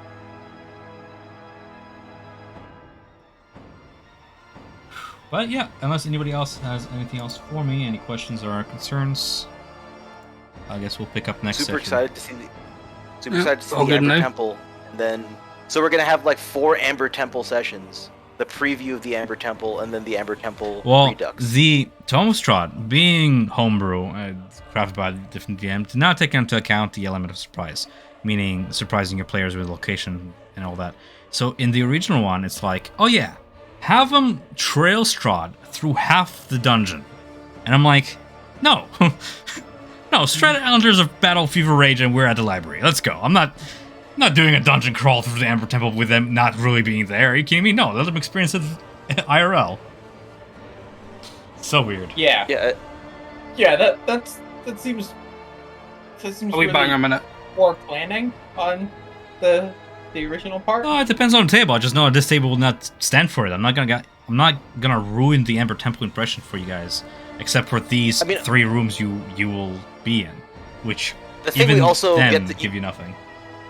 The thing we also get to see is like independent of Strahd coming here, you know, like however long ago, we've seen Barovia change however many hundreds of years. Like the Amber Temple being the Shadowfell plus X hundred years could make it a wholly different place. Yep. Which is why I didn't want to like run a softcore version of it, or like the version of it that was 700 years ago. There's no point. There's no story impact to having you guys run through it. Just tell us what room the Beholder's in. It's already hard enough to tell the Tome of Strahd story without me just talking on and on and on. And I'm really hoping that you guys enjoy that storytelling. I know I like do, it. but cool, okay. You give us enough agency and we get enough fuck around time, for lack of a better term, like to see what we can get away with and experience. That book you took and the items you take are with you when you come out of the tome, so yeah, I expected that, but also like I didn't know like what they were gonna be in, and even if it was like, oh, this is just a scroll of mage armor, I'd be happy with that because like I did it for a character reason. I didn't expect it for a buff. I'm happy that I got what I got, but I did it for, you know, the thirst of knowledge. It could have been nothing, or it could have been, you know, you learn more about arcane theory, and I've been happy with that. But that would require you to like study for 8 hours. You can't just like open a scroll, like and gleam like arcane knowledge like as a. Like well, no, that's what I mean. Like you like look. Yeah. It's like, you know, you go to a library, you take a book off the shelf, like this looks like algebra. I'll take it because I don't know algebra. You know, like that sort of thing.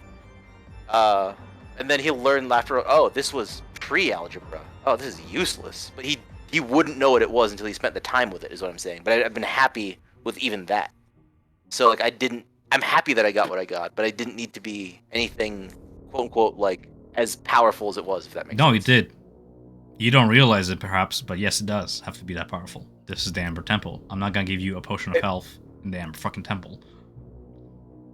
An entire order came to Barovia to hide it away from society. Of course I'm gonna give you a Rod of Resurrection. Like, yeah, that's what it hides. Things that should not fall into the wrong hands. And here they are, falling into the wrong hands. Hey, this is the right hands. You killed Guinevere. Like, because he worked for Strahd, he was a bad guy, and this Rod is gonna bring his sister back for dinner. Wait. Say what you said there again. Sister back? No. Yeah. about Hangy being the evil one, because he worked for Strahd. No, Strahd's doing it for the wrong reasons. I have a question. I have a genuine question, See you and next this is week. not to put doubts into anybody's mind. This is more like me, like a fucking social experiment. Why is Strahd evil? Like, what have I done in this campaign to make Strahd evil? No, Strahd isn't necessarily evil. I mean, you kill Samson. I'm just looking at my heroes who killed a guy on the road for just saying he works for the wrong guy.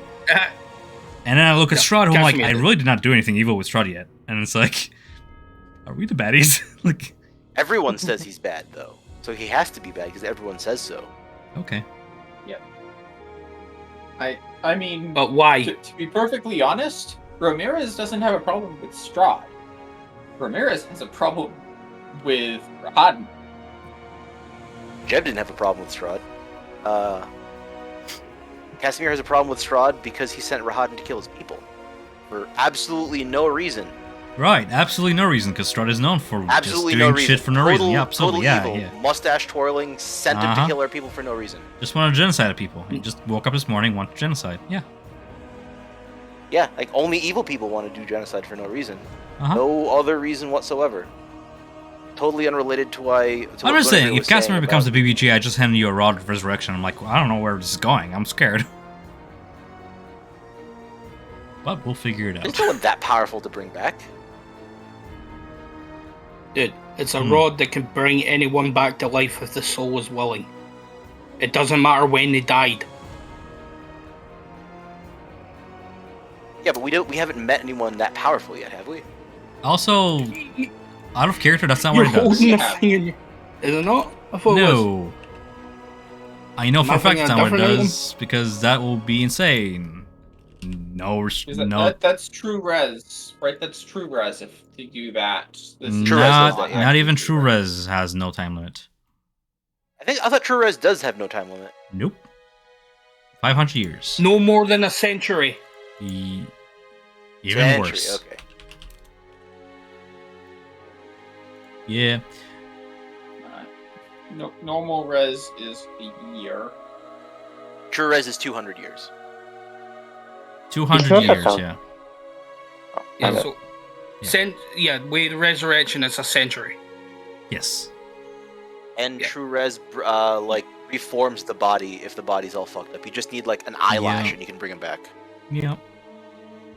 Or like brains and a bunch of blood goop. Yes, the two flasks that I have. That at some point I would like to drink. Can you just cast True Resurrection on Strahd to like cast a Phoenix down on a zombie from Final Fantasy and just kill him that way? Can you? Have you Cast tried? True Res on Strahd, then stab him. I don't know. You have schematics to build a wish blade. Maybe you can wish for it and find out. I wish for infinite luck blades. That's valid, and I'm scared. It's actually not valid because people keep thinking like Wish just does anything. It's really up to DM. Wish only like replicates lower level spells. Wish is Wait. Monkey Paw. Wish is Yes. the DM. It pretty much says like, "Hey DM, Monkey Paw your players." Yeah, but I'm not the kind of DM that will be like, oh, you want luck blades, and then like 100 luck blades just fly into your body. Like what? Haha, I'm so clever. What's fun in that? Well, it could be like you create 100 luck blades, but like for the They're sheer already amount drained. of concentrated weave in one place, it like cracks. Like an inevitable shows up and like, okay, this one is okay. 100, this shouldn't happen. And an inevitable shows up and just unmakes you. or Okay, something, right? if you were a DM, that sounds like a good time. Me, I don't even want to be in a situation where I handle that. I literally like either use the wish to cast another spell of like any other spell, or DM me with your wish and I'll have to think about it for like a day because I'm not handling it live. Oh yeah, no, like for me, like unless like my homebrew rule is if it's replicating a spell, it just happens.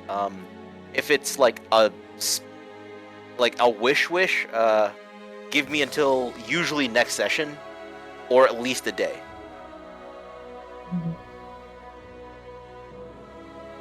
Unless it's like unless it's like one of those like super easy wishes.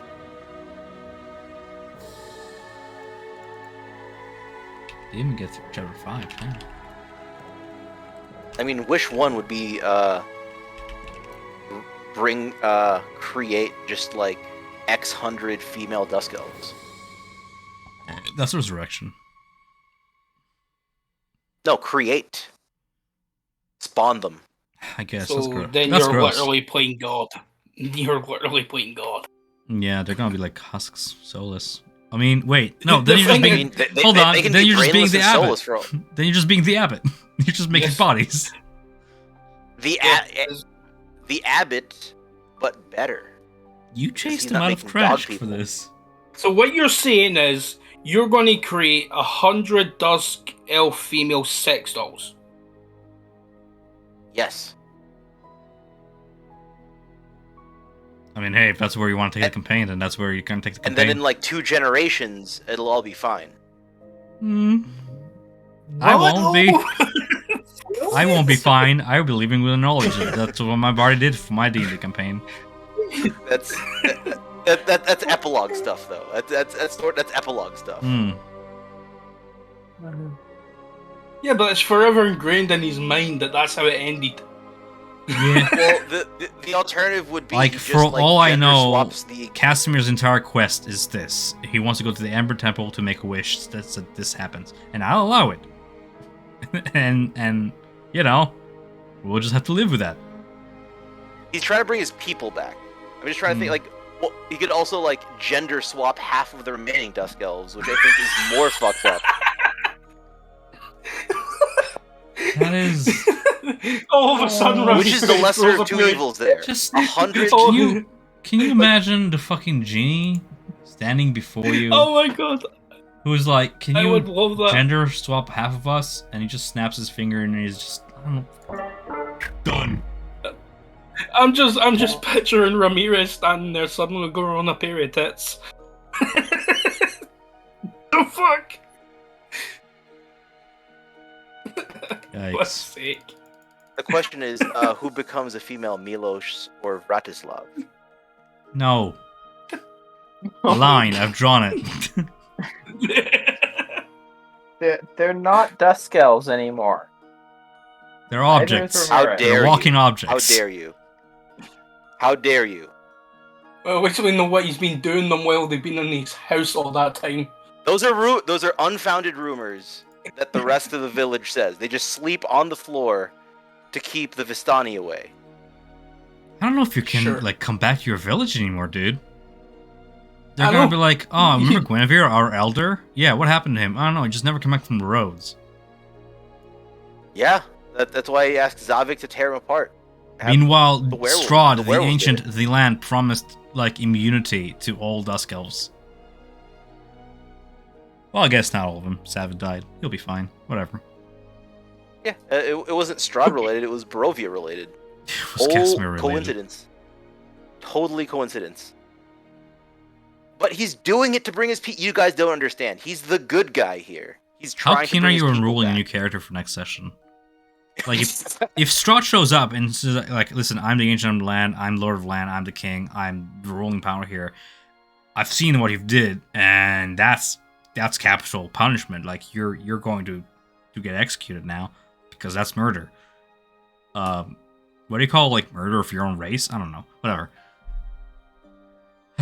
But that will be a not very cool Race- thing yeah, for me to do race as a traitor. DM. No, I don't mind actually. So like Casimir No. is like I wouldn't mind. One of his flaws is he'll do anything to bring his people back. Okay, but he what wasn't was it? stopping you from bringing your people out. He just dared say how, he just dared to like give you a slap on the wrist for. He wasn't actively stopping you. He was like, let me go so I can go back home. You're like, no, you're not going home. Death. Okay. Just It was brutal, when man. he learned he was working for Strahd. Everybody's working for and- Strahd though. Yeah, your people has been kind of working for him for years. Because it's the only way that they can survive. Like out of character, obviously he got triggered by talking about the slaughter of his people. It's Clearly, fine. It's part of we- the story. I just didn't expect it. Lesson learned. I've made you a leader figure, a leader of your people, and I should have expected that something like this would happen. And that's fine. It just shows that characters are flawed, and that's wonderful. I apologize if he was a more important NPC. Oh, I he expected him was. to That's the be- key word. Was. I already let it go a long time ago. It's fine. The story will go our way, and that's what's precious. You could always just have there be. He was a leader, and being old, that mantle passed on to another one No. to actually do the stuff instead of this guy. No, then I'm giving you an excuse that you can go ahead and murder without consequence. No. You can do what you want as a leader. It's just that your people will not agree with you. That's fine. That's your story. That's They'll thank me when I bring the girls back. I guess. The brainless conjured girls. Yeah, but would they accept that? It's either that or extinction. Yeah. He has a point. I guess, but imagine you're a Dusk Elf, right? You know how the women with you in like fucking hundreds of years, and then you bring these mindless, basically slaves. I mean, it's not a happy ending. It's an existential threat. Like, Casimir is doing this so the sun will rise over his people eventually, a morning he may never see. Why not just wish for daughters? Why not just like wish for a new generation? Why wish for like zombie women? Isn't that the same thing? No. It's literally the same thing but you're just making them wait a couple hundred years for the age of elf consent. You could just literally basically just wish for an entire new generation. Isn't that what I'm doing? Whatever. We'll figure it out. I'm not shaming anybody's action. I don't think I'm getting that. I just will never rule another random encounter again because I learned that if I just let the dice decide my story, it's gonna be half an hour of people being confused because Guinevere's a character and he has his own purpose, but meeting him on a road now after all that you guys been through is a little disconnect, and you're not the kind of group that I would say is good at putting two and two together when the last time we heard about Guinevere was 20 sessions ago or some shit. So next time I'll just roll ahead and prepare ahead for a road encounter. That's fine. I wasn't actually expecting them to kill him. Yeah, me neither. I didn't expect him to go down in one hit. I knew you said he was frail. He's a glass blower. He's a 700-year-old shopkeep. Yeah.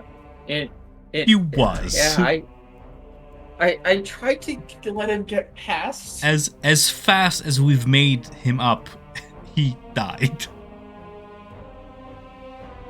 Yeah. He was gonna tell on Strahd. Everybody tells about you on Strahd. Are you gonna kill everybody? Strahd already knows what we're doing. How are you confident that you haven't met any of his spies thus far? What's your filtration process? It was essentially more triggered by conversation. Yeah. Exactly, which is why I don't blame you. It was fun. I just didn't expect death. I expected to miss. I expected Inflict I never wounds. make those 3d10. Inflict wounds is utterly terrifying. I only had one first level spell slot left, and it was my only attack spell. Yeah. Whatever happened to just grabbing them by the throat and just saying, "How could you do this? Betray me!" Blah blah blah. Because I am a wizard. Because he has no strength.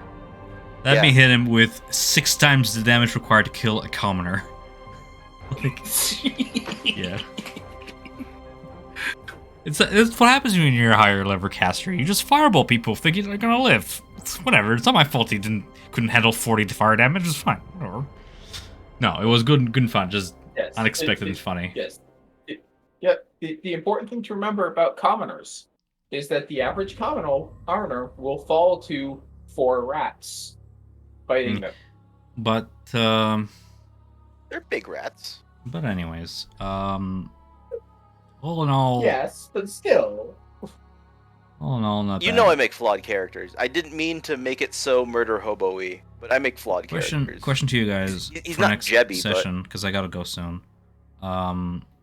We're likely gonna finish chapter 5 off Throne of Strahd. And then you guys want to decide for another chapter and go another chapter, and are you like rushing through the tome, or is there alternative plans for next session that you want to pursue instead? I think ultimately we want or we basically try and get in Tome Strong to get something about the cat, something about potentially Ravenloft and where the bones might be in there, and some clue before we head that way. Or is that kind of the plan? But I think. I'm not gonna like play coy. You already got clues to where the bones are. Yeah, we do. We know where the bones are.